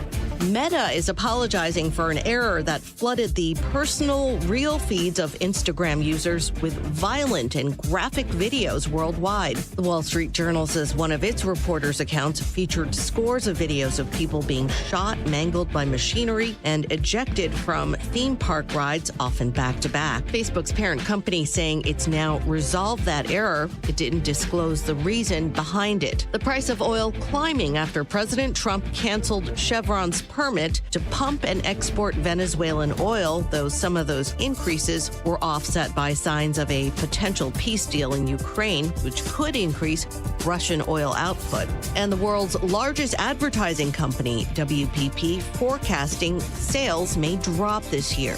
That's your Fox Business Report. I'm Lillian Wu, invested in you. 8:05, a check of traffic and weather on the way next on AM 560. Charlie Kirk sees the left scrambling to keep up. Where is La Resistance? Axios, which is a mainstream media regime operation, has published an article claiming that worn-out whiners are whining so much about not being able to keep up with President Trump's shock and awe and rapid-fire policy. The Charlie Kirk Show. Afternoons at 1, right before Hugh Hewitt at 3 on AM 560. The Answer. A great smile can make you feel happy and confident. So when you consciously conserve your teeth, that glowing smile will show through. At Best Dental Group, doctors Economos, Gavalis, and their staff are ready to help you create that perfect look or maintain the one you have now. Along with general dentistry, Best Dental Group is a multidiscipline practice with an orthodontist, periodontist, and prosthetic specialists on site. They use the newest breakthroughs in dental technology such as titanium implants, Invisalign clear braces, and laser treatments. Don't let fear get in the way. They can recommend sedation to make your experience as comfortable as possible. Best Dental Group is located in historic downtown Bartlett and is a multilingual office. Call 630-830-4930, 630-830-4930, or visit bestdental.org. Best Dental Group, sharing your conservative values and helping you to conserve your teeth. MyPillow is excited to announce that they're having the first ever mega sale on overstock clearance and brand new products. For example, save over 50% on this season's flannel sheets. Queen size only $59.98, kings only $69.98. They sell out fast every year, so order now. Save 30% on their brand new My Crosses. They're designed in the likeness of the one Mike has worn every day for 20 years. They come in men's and women's, and they're made right here in the USA. Get the 2025 six-piece My Towel sets for only $29.98. The initial quantities are extremely low, so get them now before they go. And the best-selling standard MyPillow, just $14.98. To take advantage of the first ever mega sale, go to MyPillow.com or call 800-489-0201. That's 800-489-0201 and use promo code LIBERTY. But wait, remember that $75 free shipping rule? Well, that ship has sailed because right now every order ships absolutely free. MyPillow.com, promo code LIBERTY. Seems everything costs more these days. Gas, groceries, and when's the last time you checked your wireless bill? Yikes. When it comes to big wireless, if you're staying, you may be overpaying. Switch to Consumer Cellular and get the same fast, reliable nationwide coverage without the big wireless bill. Plans start at just $20 a month, and that's not a short-term promo. But don't just take our word for it. Here's Jackie and Veronica, real customers. I didn't know that I could get something for a lot less money that was actually better than who I was with before. Anytime anybody complains about their cell phone bill, we say, you've got to check out Consumer Cellular. Our U.S.-based experts will get you switched and saving in about 20 minutes. Just call or click to see how much you can save today. Because when it comes to big wireless, if you're staying, you may be overpaying. Call 1-888-FREEDOM or visit ConsumerCellular.com. That's 1-888-FREEDOM or ConsumerCellular.com today. Real people paid to share their opinions in this ad. Plans include $5 credit for auto pay and e-billing. 8:09, let's get an update on the roads. Team Hochberg Traffic Center time, a service of Turnkey.pro. Start the new year right with Turnkey's all-in package. Receive unlimited help desk support, firewall router, unlimited backup and recovery, and antivirus protection. Plus, new hardware, one low monthly investment. Visit Turnkey.pro. North Chicago, traffic signals are flashing red. US 47 or 41 at Route 137. Elmhurst, an accident, Route 83 and North Avenue. Delays on I-80 westbound between Chicago and Larkin. And delays on the Reagan this morning, slamming up eastbound between Route 31 and the Aurora Toll. Chicago's Morning Answer with Dan and Amy continues next. AM 560 Weather Center forecast with Steve Williams. A bit of dense fog this morning. Clouds and breezy, passing shower. High today 45. Clear and cold tonight, low 30. Then clouds and sun. Windy day tomorrow. Gusty winds and dry brush resulting in a high fire threat. The high tomorrow at 59. I'm Steve Williams on AM 560. The Answer. 38 at O'Hare. 38 in Aurora. 37 Lakefront. Your next news update 8:30. Chicago's Morning Answer continues next on AM 560, The Answer. Now, from the Signature Bank Studios, this is Chicago's Morning Answer with Dan Proft and Amy Jacobson on AM 560, The Answer.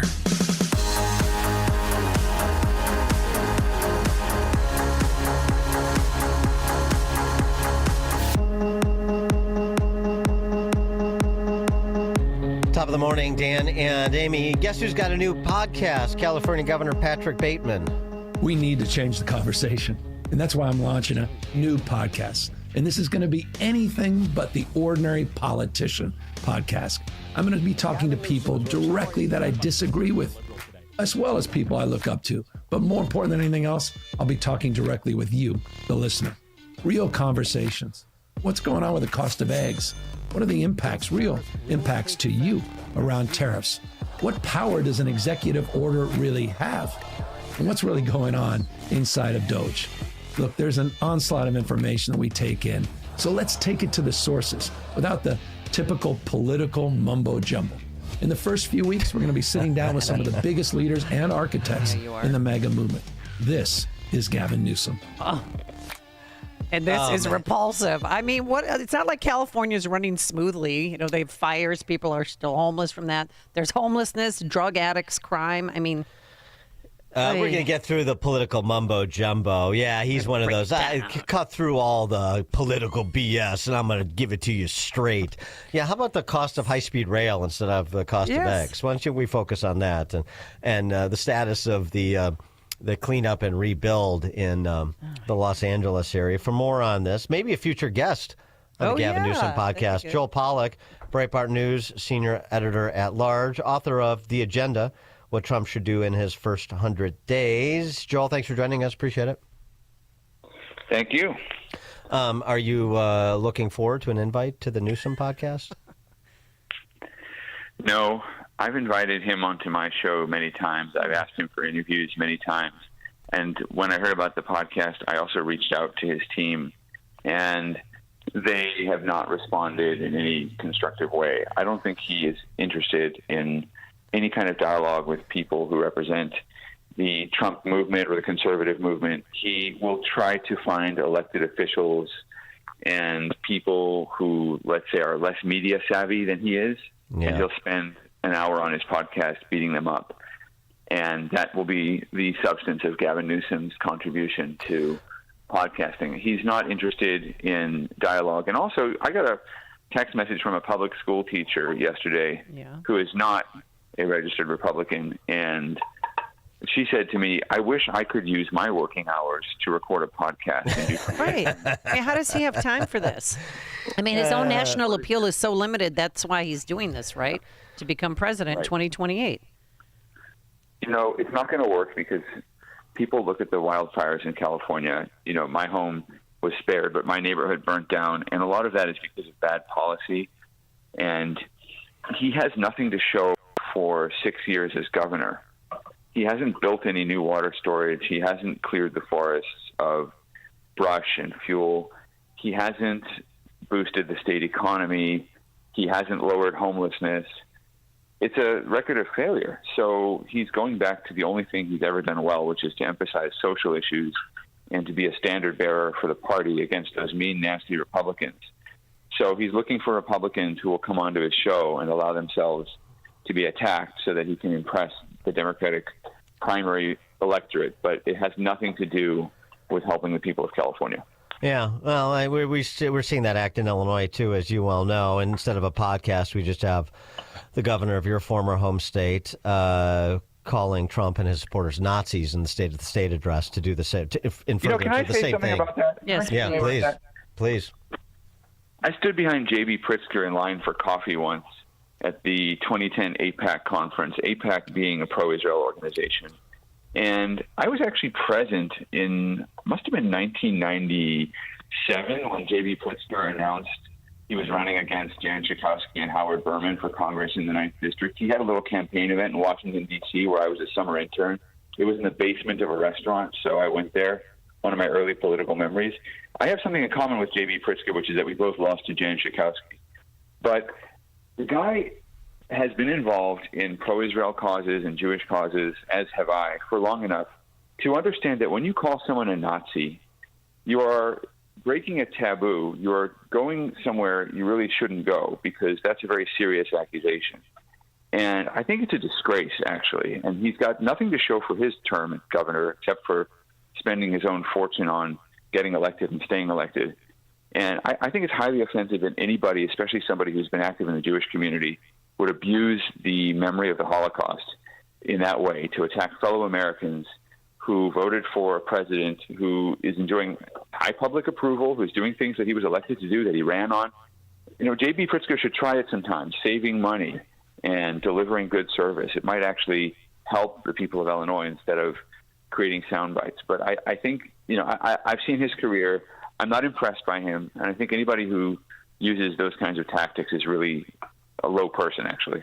Mm-hmm. Yeah, but he's changed too. I mean, he's supporting Palestinians. Like, he's not stopping them from shutting down Lakeshore Drive or the I-90 into O'Hare Airport. I mean, he's not mentioning any of that. It's like the Democrats are scared of their own base on this issue. They're terrified of the anti-Israel wing.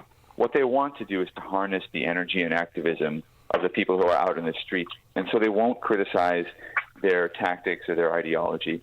The fact is, and I'm sorry if I'm insulting anybody in your audience, the fact is that the Palestinian national cause has been a loser cause for decades because it is prepared to sanction the murder of innocent people. We saw the horrific hostage situation over the last couple of weeks where they desecrated the corpses of Israeli hostages. They returned the wrong body to Israel.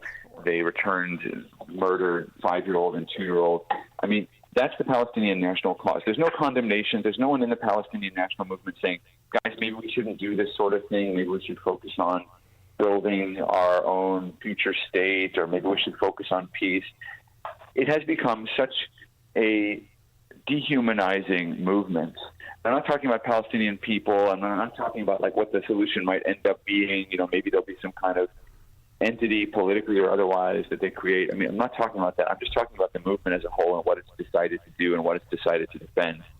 And I think that the fact that Democrats can't condemn these people because they're terrified of losing their support tells you everything you need to know about the state of politics in the Democratic Party. So on the issue of post the wildfires, I want to get a handle on where things stand. I know that we had a couple of DEI hires collide, and one fired the other. Karen Bass firing the fire chief there. So that's accountability, and everything is on the upswing, or what's the story?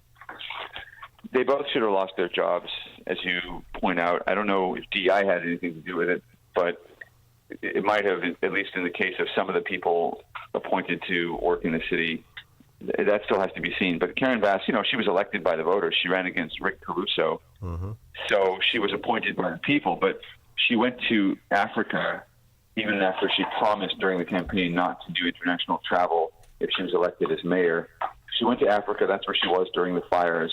And the fire chief did not pre-deploy firefighters ahead of the extreme wind event that caused the fire. Now, it is correct to criticize the fire chief for not pre-deploying firefighters. They had 10 fire engines they could have put up in the Pacific Palisades and Minot Road. They didn't do it. But at the same time, why didn't the fire chief pre-deploy the firefighters? Because Karen Bass cut their budget. And the city council proposed even deeper budget cuts to the fire department. The city has no money, and so they're looking for it by cutting services. And Karen Bass has mismanaged the city's finances to the point where that's what's going on in L.A. And the worse the public services get, the worse crime has become, the worse the schools are, the more people move out of L.A. and the less money the city has. So it's become this downward spiral, familiar to Chicago, familiar to other big cities that are being run by Democrats as one-party states. And so they should fire each other. And frankly, Rick Caruso, Karen Bass's rival in 2022, he defended his mall with private firefighting. So what are they doing in the state legislature? Karen Bass's allies have proposed a bill to make it illegal for private firefighters to use fire hydrants during a fire. What? Now, that wasn't even an issue during the last fire because they had their own private water tankers. They weren't tapping into the hydrants. And even if they did tap into the hydrants, there was no water because local authorities had not planned for the situation and they hadn't filled the reservoir. But that's what they're doing. They're trying to punish Rick Caruso for protecting his property and neighboring properties with private firefighters and private water tankers by making it illegal. That's how Democrats operate. If you succeed, they'll try to take away your means of success. Indeed. Joel Pollack, Breitbart News senior editor at large, author of The Agenda, What Trump Should Do in His First 100 Days. Joel, thank you as always. Thank you. Thank you. I'm glad your family's safe. And he joined us on our turnkey.pro answer line. Connect with Dan and Amy on the AM 560 The Answer mobile app. Just text the word app to 64636 to download the app today. Gain insight into building strong marriages and raising godly children with Focus on the Family with Jim Daly each weekday at 11:30 a.m. on our sister station, AM 1160. Hope for your life. Wesley Financial Group is not a law firm. If you own a timeshare, don't miss this public service announcement from Chuck McDowell, founder of Wesley Financial Group. If you receive an unsolicited phone call or mail piece to discuss selling, renting, or especially canceling your timeshare, don't fall for it. If you really want out of your timeshare, hang the phone up immediately or throw that mail piece in the trash and contact your timeshare resort or Wesley Financial Group for assistance with your timeshare. As the only Inc. 500 timeshare cancellation company, our knowledge, experience, and results has made Wesley a trusted resource for over 40,000 families we've helped get out of their timeshare.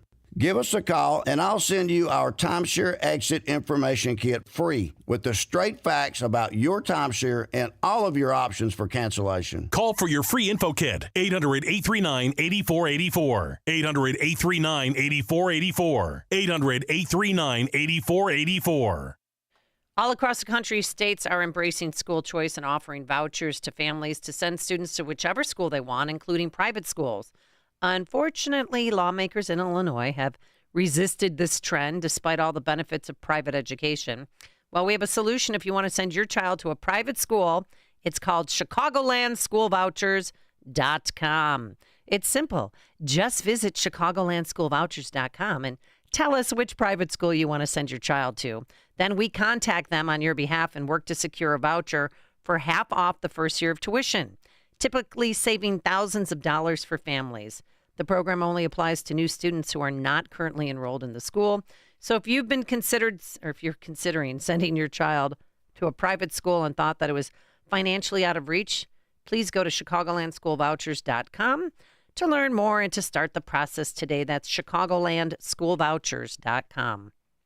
While Dennis Prager is recuperating, we know you miss your daily dose of Dennis. That's why Pragertopia is giving you a special gift. Right now, Pragertopia members can hear the best 2 hours of Dennis's favorite segments from as far back as 2010. On Monday, you can hear the Happiness Hour. Life, liberty, and the pursuit of happiness. That's what I'm about. Tuesday is Celebrity Guest Day. Donald Trump Jr. is in studio with me. On Wednesday, it's the Male-Female Hour. I really do wish there were a way to ascertain the number of marriages that this hour has helped. Thursday, the Ultimate Issues Hour. Not having ultimate issues clarity is like having a map, but you don't know where you're going. And Friday is Open Lines. Feel free to ask me anything about me, about you, about life. So if you're missing your daily dose of Dennis, go to Pragertopia.com and hear all your favorite segments, along with lectures, celebrity interviews, his famous Torah teachings, and more. Get your daily dose of Dennis at Pragertopia.com.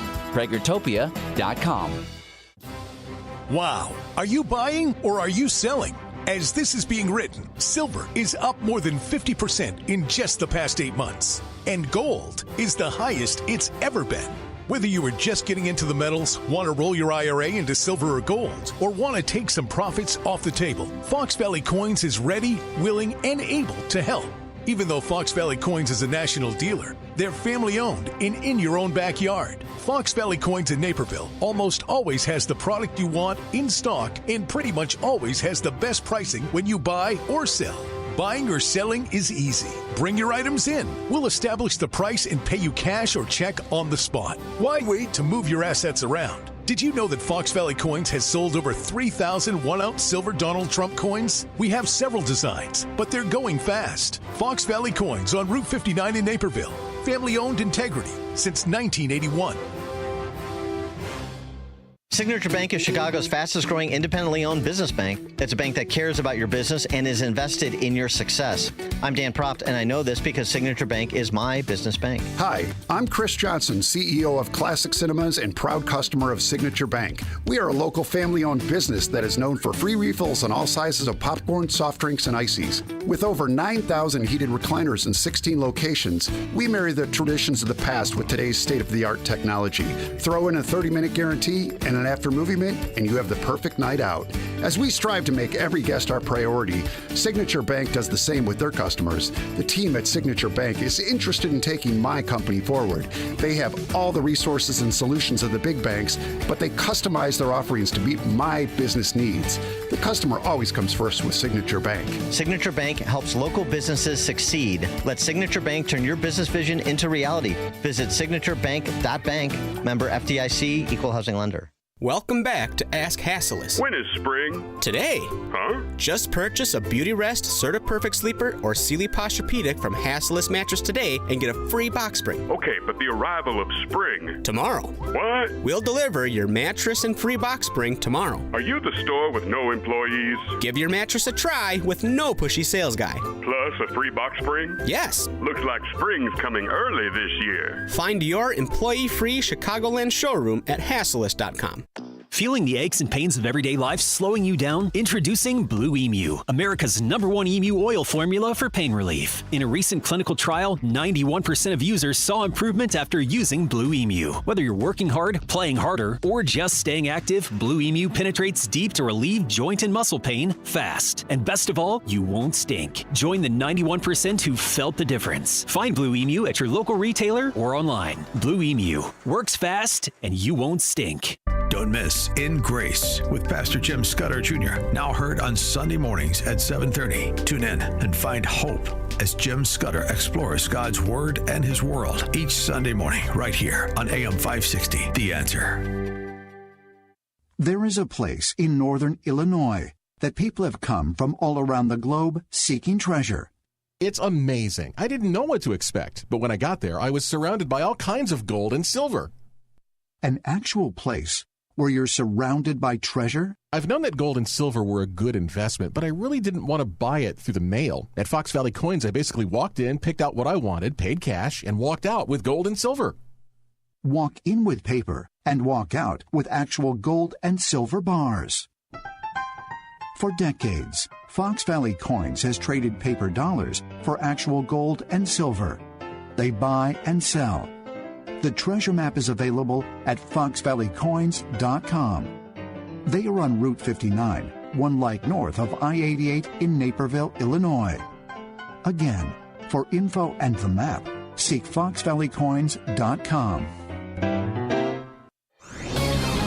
This is Seth Leibson for townhall.com. Former Senator Robert Kennedy was oft quoted as saying, "Some men see things as they are and say why. I dream of things that never were and say why not." Today, this sentiment describes the new Trump administration perfectly in what it's undertaking, in what it's disrupting, and in who it is hiring. Donald Trump is not committed to changing spokes on worn-down wheels on old buggies to get us where we need to and should be, but changing vehicles. The Trump administration is upending the old saw that this is how it's always been done, saying instead, how we have lived is not how we have to live. How government has worked is not how it has to work. As for those contemning the likes of our change agents as unqualified, spare us.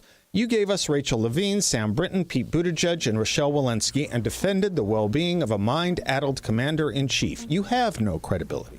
Change is in the air, and it's a fresh breath, much needed, just in time. I'm Seth Leibson. AM 560, The Answer. Lots and lots and lots of text messages. People are upset that we forgot to mention the birdcage when it comes to Gene Hackman. Nobody's really upset about that. I'm just saying, the numbers don't lie. Yeah, okay. What another? There's just, the list goes on and on. I guess he was in 77 films overall in his career. Yeah, it was. He was quite prolific. Gene Indeed. Hackman and Will Smith, Enemy of the State. Enemy of the State was good. Okay. Yep, it was good. One of the few Will Smith movies that was halfway decent. It was because of Gene Hackman. Dan and Amy, best line from Bonnie and Clyde: "Whatever you do, don't sell that cow." I don't remember that line. Do you? Yeah, I do. Okay. Coming up at 8:38, we'll be joined by John Stossel, our old friend John Stossel, who's reprised and updated some of his favorite tutorials, one on greed, one on what's on your plate, very Maha friendly.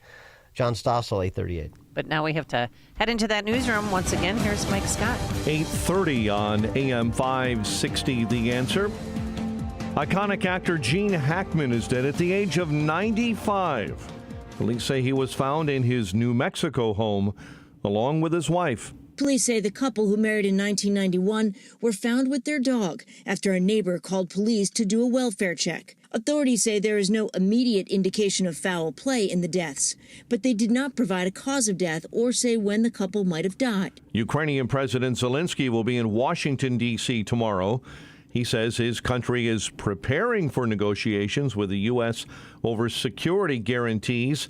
President Trump at the White House yesterday on the pending agreement. The previous administration put us in a very bad position, but we've been able to make a deal where we're going to get our money back and we're going to get a lot of money in the future. And I think that's appropriate because we have taxpayers that shouldn't be footing the bill. And from the White House this morning, President Trump confirming that 25% tariffs on goods from Mexico and Canada will officially kick in March 4. A lunar lander is set to reach the moon's surface early on Sunday morning. The Blue Ghost lander is carrying NASA science and tech experience. It should touch down around 3:45 a.m. Eastern Time. The number of Americans applying for jobless benefits jumps to 242,000, a 3-month high. No one is in custody after an elderly woman was sexually assaulted inside of her home on Chicago's South Side. Police say a person entered that home through a window last night in the 1600 block of West 82nd, striking the 82-year-old in the face, causing her to fall. The attacker then sexually assaulted the victim before fleeing the scene. And charges are pending against a person accused of pushing a man and a woman onto CTA Blue Line tracks on the Northwest Side. Chicago sports. Clippers ease past the Bulls 122-117.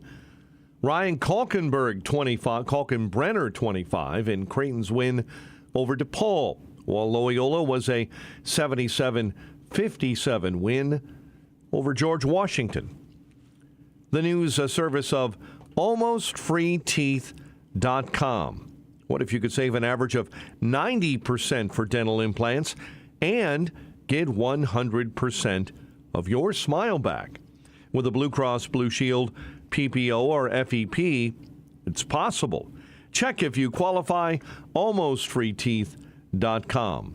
A check of traffic and weather on the way next on AM 560. The first weeks of the new Trump administration have been full speed ahead, making America great again. It's going to only get better. And on Tuesday, March 4th, President Trump will take a victory lap when he addresses Congress and the nation. And AM 560 is throwing a watch party. They tell me it's very exciting. Join us for dinner and President Trump's speech on March 4th in Rolling Meadows. Get your tickets at 560theanswer.com/watch. That's 560theanswer.com/watch. Sponsored in part by myvirago.com. If you own or run a business and you listen to AM 560, you might not realize that the conservative programming that you enjoy is supported by advertisers. Our loyal listeners love to do business with the advertisers they hear every day on AM 560. Now, it probably won't surprise you that there are some businesses who avoid advertising with us because they don't like what we do here. And that's okay, because our audience wants to support businesses that support what we do and think like we think. We would love to have you join the list of successful companies who are already reaching new, like-minded customers. Most AM 560 advertisers have been here for years for one simple reason: they get results. Join our efforts to make a difference in the lives of our listeners who are passionate about supporting our great family of AM 560 advertisers. To learn more, just visit 560theanswer.com/advertise. That's 560theanswer.com/advertise. Why do so many companies count on Riverdale Plating and Heat Treating? Consistent high level of quality, an ISO certified and A2LA accredited heat treating, electroplating, fastener sorting, and packaging job shop. Riverdale Plating and Heat Treating meets and exceeds client specifications. Whether a high volume or a small production run, their processes ensure a job well done. Celebrating their 15th anniversary this year, they specialize in metal fasteners and stampings for automotive and other industries. And with a newly expanded sorting department, there are many sorting and packaging options to meet your needs. Riverdale Plating and Heat Treating serves customers in Illinois, Indiana, Michigan, Ohio, Wisconsin, and Tennessee, with easy access to all forms of transportation from an automated facility in Riverdale, Illinois, just 15 minutes southwest of Chicago. Want consistent quality? Call Riverdale Plating and Heat Treating, 708-849-2050, or visit riverdalePHT.com.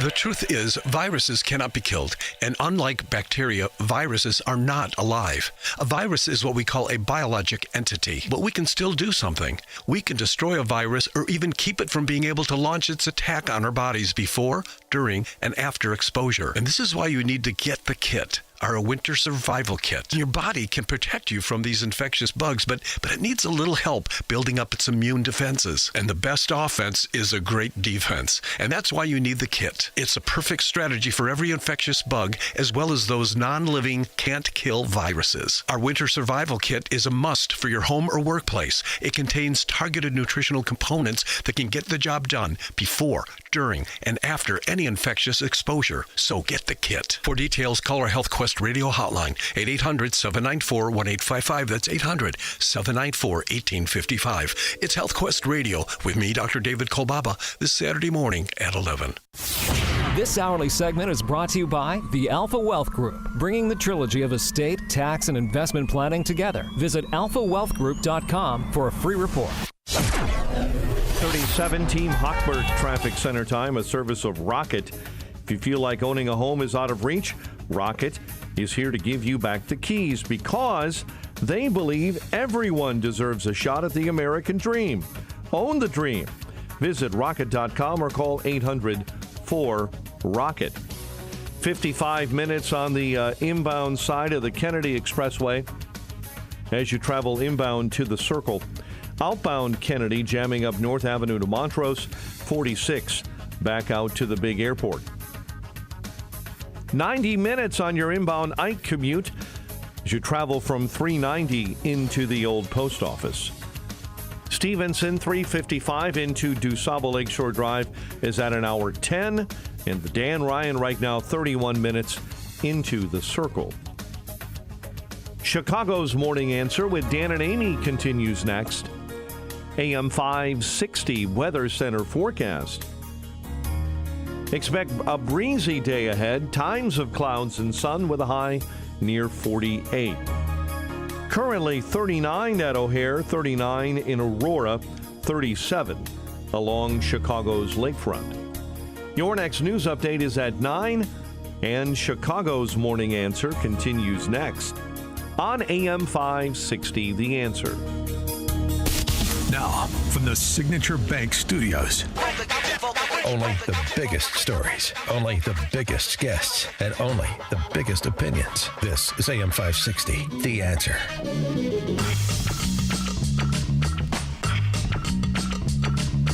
Top of the morning, Dan and Amy.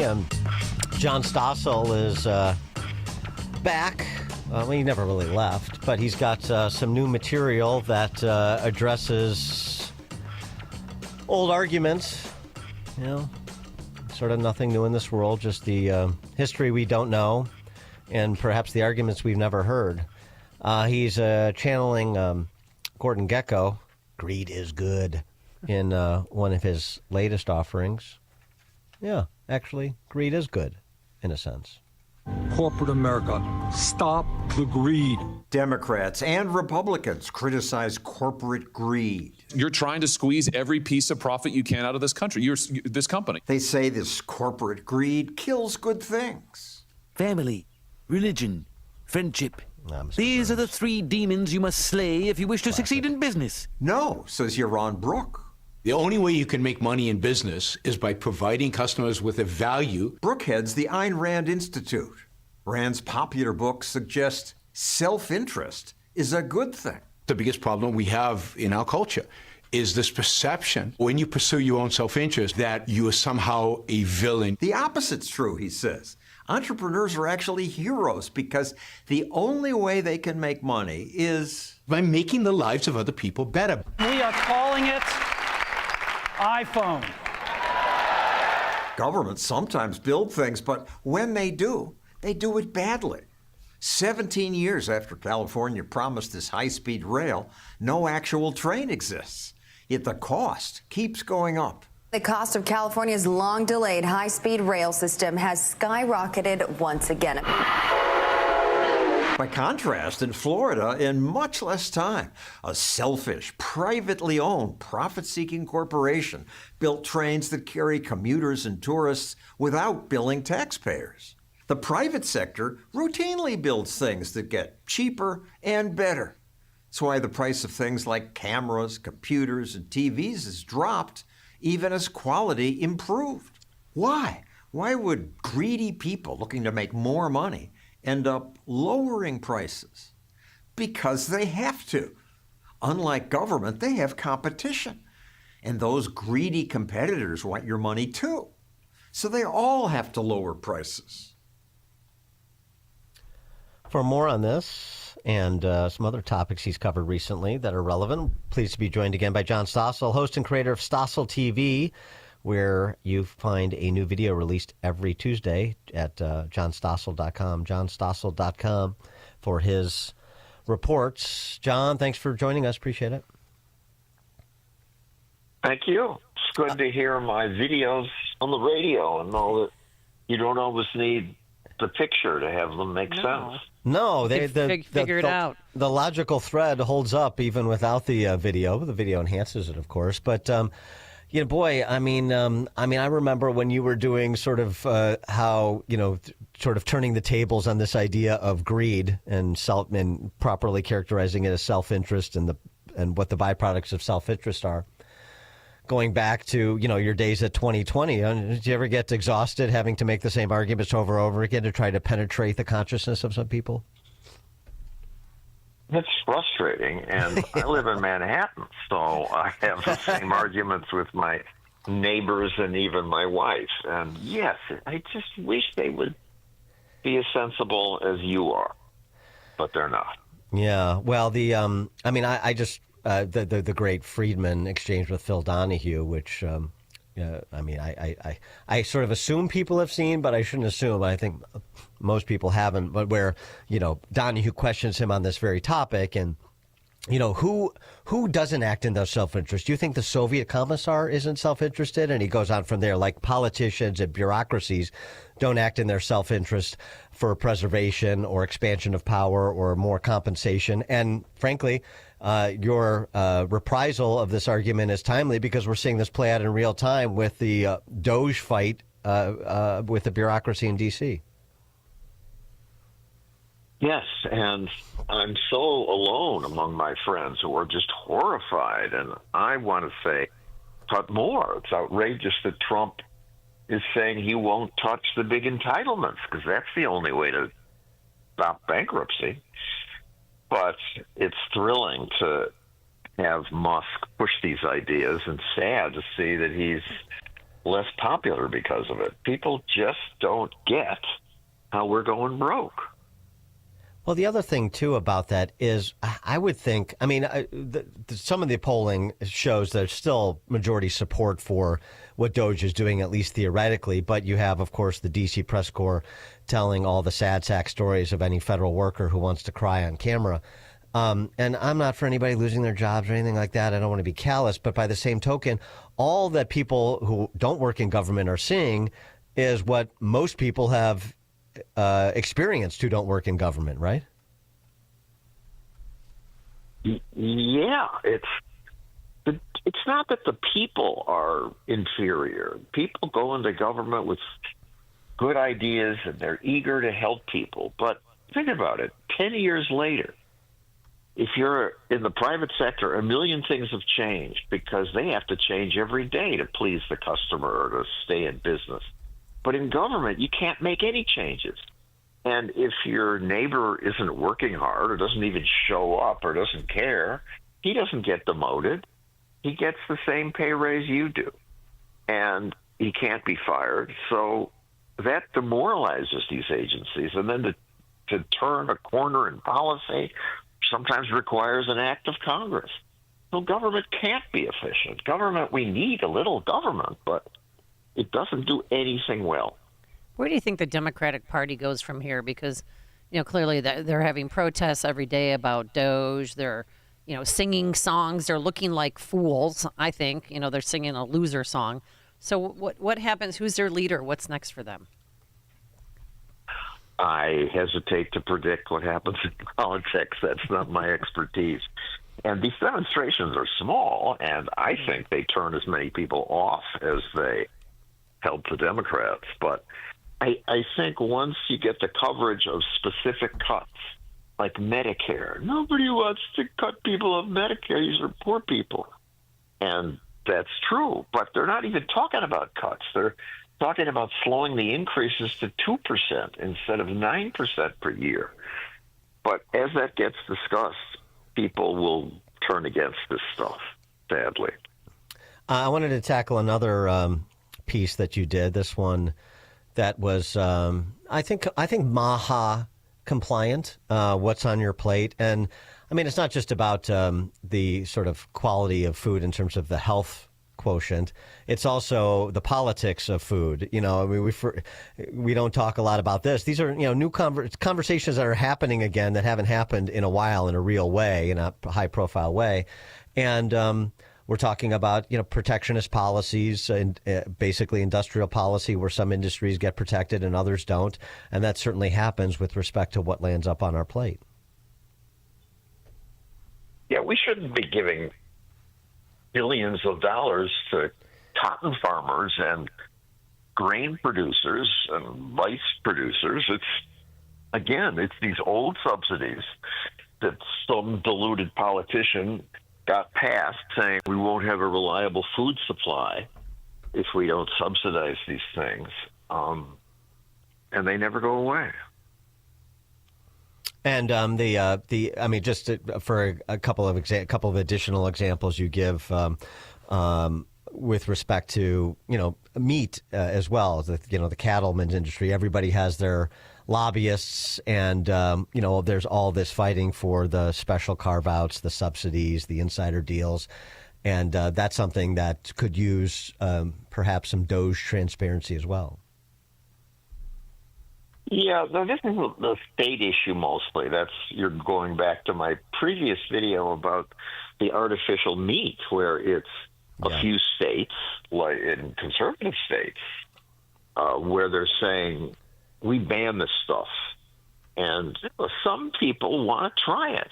This is real meat taken from an animal, put into some kind of growth machine where they grow it artificially, and people who don't want animals killed can eat meat without guilt. And if they want to do it, let them try it. But Florida and Tennessee have banned it. Nebraska and some Michigan plan to ban it. And this is the cattle lobby saying, we need this to make sure we have a reliable food supply.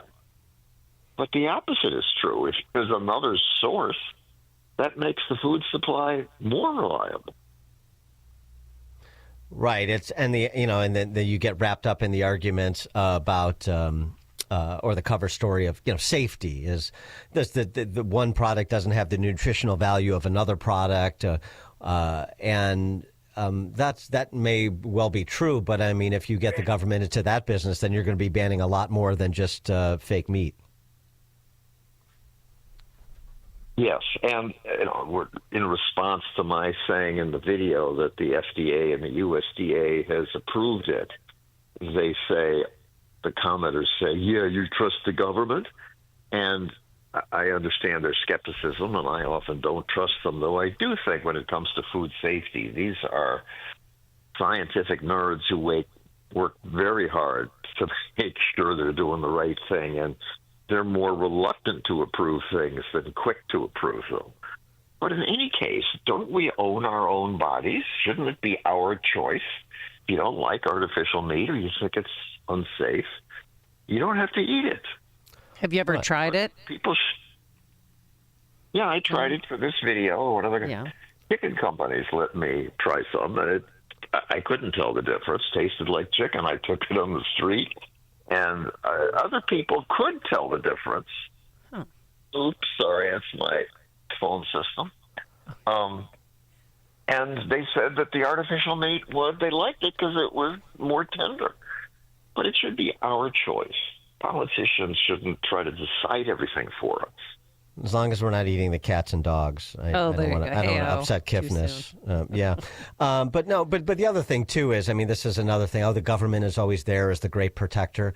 These private sector industries and specific businesses, what's bad for business? Negatively impacting your customers, including getting them sick or worse. And so, incentives are aligned for businesses to behave in a safe manner as well, because to fraud or injure your customers is really bad for business, it turns out. And if you look at the studies, it shows that most of the meat safety actions are taken by companies go well beyond what the government requires, because they know if they poison people, they're going to go out of business. So they take extra steps well beyond what the FDA requires. Likewise, planes don't crash, not because of the FAA, but mostly because the companies know that one plane crash kills their business. John Stossel is the host and creator of Stossel TV. New video every Tuesday. That's available at johnstossel.com. Still doing great work. John Stossel, thanks again for joining us. Appreciate it. Thank you. Bye. Bye. And he joined us on our turnkey.pro answer line. Hear about the big stories of the day, then talk about them right here on Chicago's Morning Answer on AM 560. The Answer. Who should control the future of artificial intelligence? Washington or Springfield? If you're interested in learning more about one of the most talked about current topics, mark your calendar for Saturday, March 15th to attend an insightful presentation on the Supreme Court's decision and its implications for bioethics. This talk will be presented by the distinguished Clark Forsyth, prestigious author, professor, and senior counsel at Americans United for Life. Clark has been a co-counsel for parties in 3 U.S. Supreme Court cases and has argued cases before federal and state appellate courts. He has also testified before Congress and state legislatures and is the author of 3 books books on law and bioethics, including Abuse of Discretion, The Inside Story of Roe v. Wade. Clark has been published in the Wall Street Journal, Washington Times, Newsweek, and many other publications. The Sagbridge Mission Society proudly presents Clark Forsyth JD, March 15th at 7 p.m. at Sag Hall, 10600 Archer in Lamont. No charge for admission. Seating is limited. Register now at sagbridgemissonsociety.org. That's sagbridgemissonsociety.org. Maha starts with Virago, making America healthy again. With the worst flu season in years, you need an immune system boost. The stronger your immune system, the stronger your body fights and defends against So get Virago. Virago Immune Enhancement Support is a unique blend of 23 nutraceuticals, ingredients that have been available as individual nutraceuticals, but now working in synergy to maximize their effects. Recommended by medical physicians, dentists, and other healthcare professionals, Virago is the nutraceutical cocktail for immune support. Developed to strengthen your immune system for quick response to immune challenges, for short and long-term immunity, antiviral, anti-inflammatory, antioxidant. It even protects your heart, kidneys, liver, all in a unique liquid supplement for better absorption. Order online at myvirago.com. That's myvirago.com. myvirago.com. Use coupon code IMMUNE to save 30%. Quality ingredients for optimum health. Maha, making America healthy again starts with Virago. It's Uncle Sam, and he wants some of your retirement money.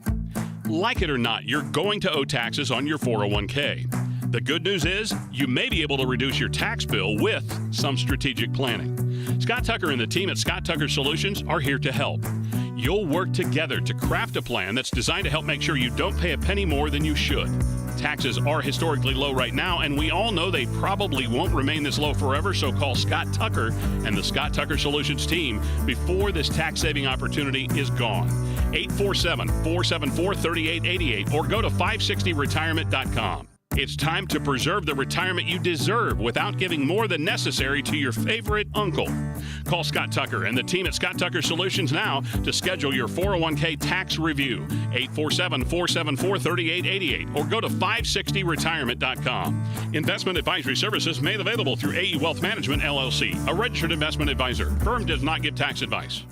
Ad paid for by RFA Cancellation. Attention timeshare owners. If you need to get rid of your timeshare for any reason, please listen to the following message. Getting out of a timeshare commitment is not easy, and it takes time. But we specialize in helping consumers legally get rid of their expensive timeshares forever. Can't get the vacation dates that work for you? Maybe you felt taken advantage of or forced into the timeshare? Maybe you just can't continue to shoulder those monthly payments any longer. If you need to eliminate your timeshare commitment, then you need to take down this number, 800-721-6919. We will safely and legally get rid of your timeshare payments forever, all with a 100% satisfaction guarantee. Don't continue to let your timeshare be a financial burden to you and your loved ones. Call us now at 800-721-6919. The call is free. The consultation is free. Call 800-721-6919. That's 800-721-6919. Again, 800-721-6919. AM 560, The Answer. Dan and Amy, this is an interesting aviation story. A couple from Australia was flying from Melbourne to Venice, and a woman on the flight had a medical emergency. I guess the crew tried to respond, and she died. And she was on the flight. Morbidly and just obese. wait. I mean, if you could just wait for it for a second. I mean, good grief. All right, I'm just not. I mean, the comedic timing is just so impressive. Here's what the couple, the male of the couple, experienced. They did everything they could, but unfortunately, the lady couldn't be saved. She was quite a large lady, and they couldn't get her through the aisle. We were in a row of 4 by ourselves, and they just said to me, "Can you move over, please?" And so they put this large lady next to this couple who had to sit next to this dead large lady for the duration of the flight because they couldn't get her up the aisle. For 4 hours. They had to sit there with her. And then, she was obese, so they couldn't get her through the aisle without, running into passengers. She was literally morbidly obese. Literally morbidly obese. And this so you have you have an intersection of multiple aviation related issues, including one that I know you're particularly dogmatic about, which is the morbidly obese on planes. You never know when they're going to keel over, and then you have to sit next to them for 4 hours on flight. Isn't it goofy, though, that they didn't have an emergency landing somewhere to try and save her? It was kind of like, we tried. Well, they're over the ocean. They're flying from Melbourne to Venice. Yeah, so they could do a water landing? It's got to be an island somewhere, right? Oh, there's Gilligan's Island. Well, there was. Nothing's it's so sad. Nothing's going to happen there. I mean, they could have. I mean, I guess they could have done a water landing, use her as a flotation device, and take her on an island. I suppose. Yeah, you're right. They probably had no choice, and they had to consider the safety of the other passengers. So. Well, it's nice if they do consider the safety of the living. Well, I mean, time to time. Wasn't there anywhere else they could have put her or kept her in the bathroom and then use the other bathrooms? Or, I mean, who wants to sit next to a corpse for 4 hours? Nobody. I'll tell you, there's many a time I've been on a flight that I would have preferred a corpse to the person sitting next to me. Again, I'm telling you, if people are a certain weight, they should order 2 seats on a plane. Okay? My unsolicited advice. All right, anything else? Are you good? Oh, real quickly, and I mean real quickly. There's one actor from Hoosiers that we didn't talk about who was in the movie. He was a student at IU and thought he'd try out for the movie Hoosiers because he was really tall. Didn't know the groom so small down on the farm.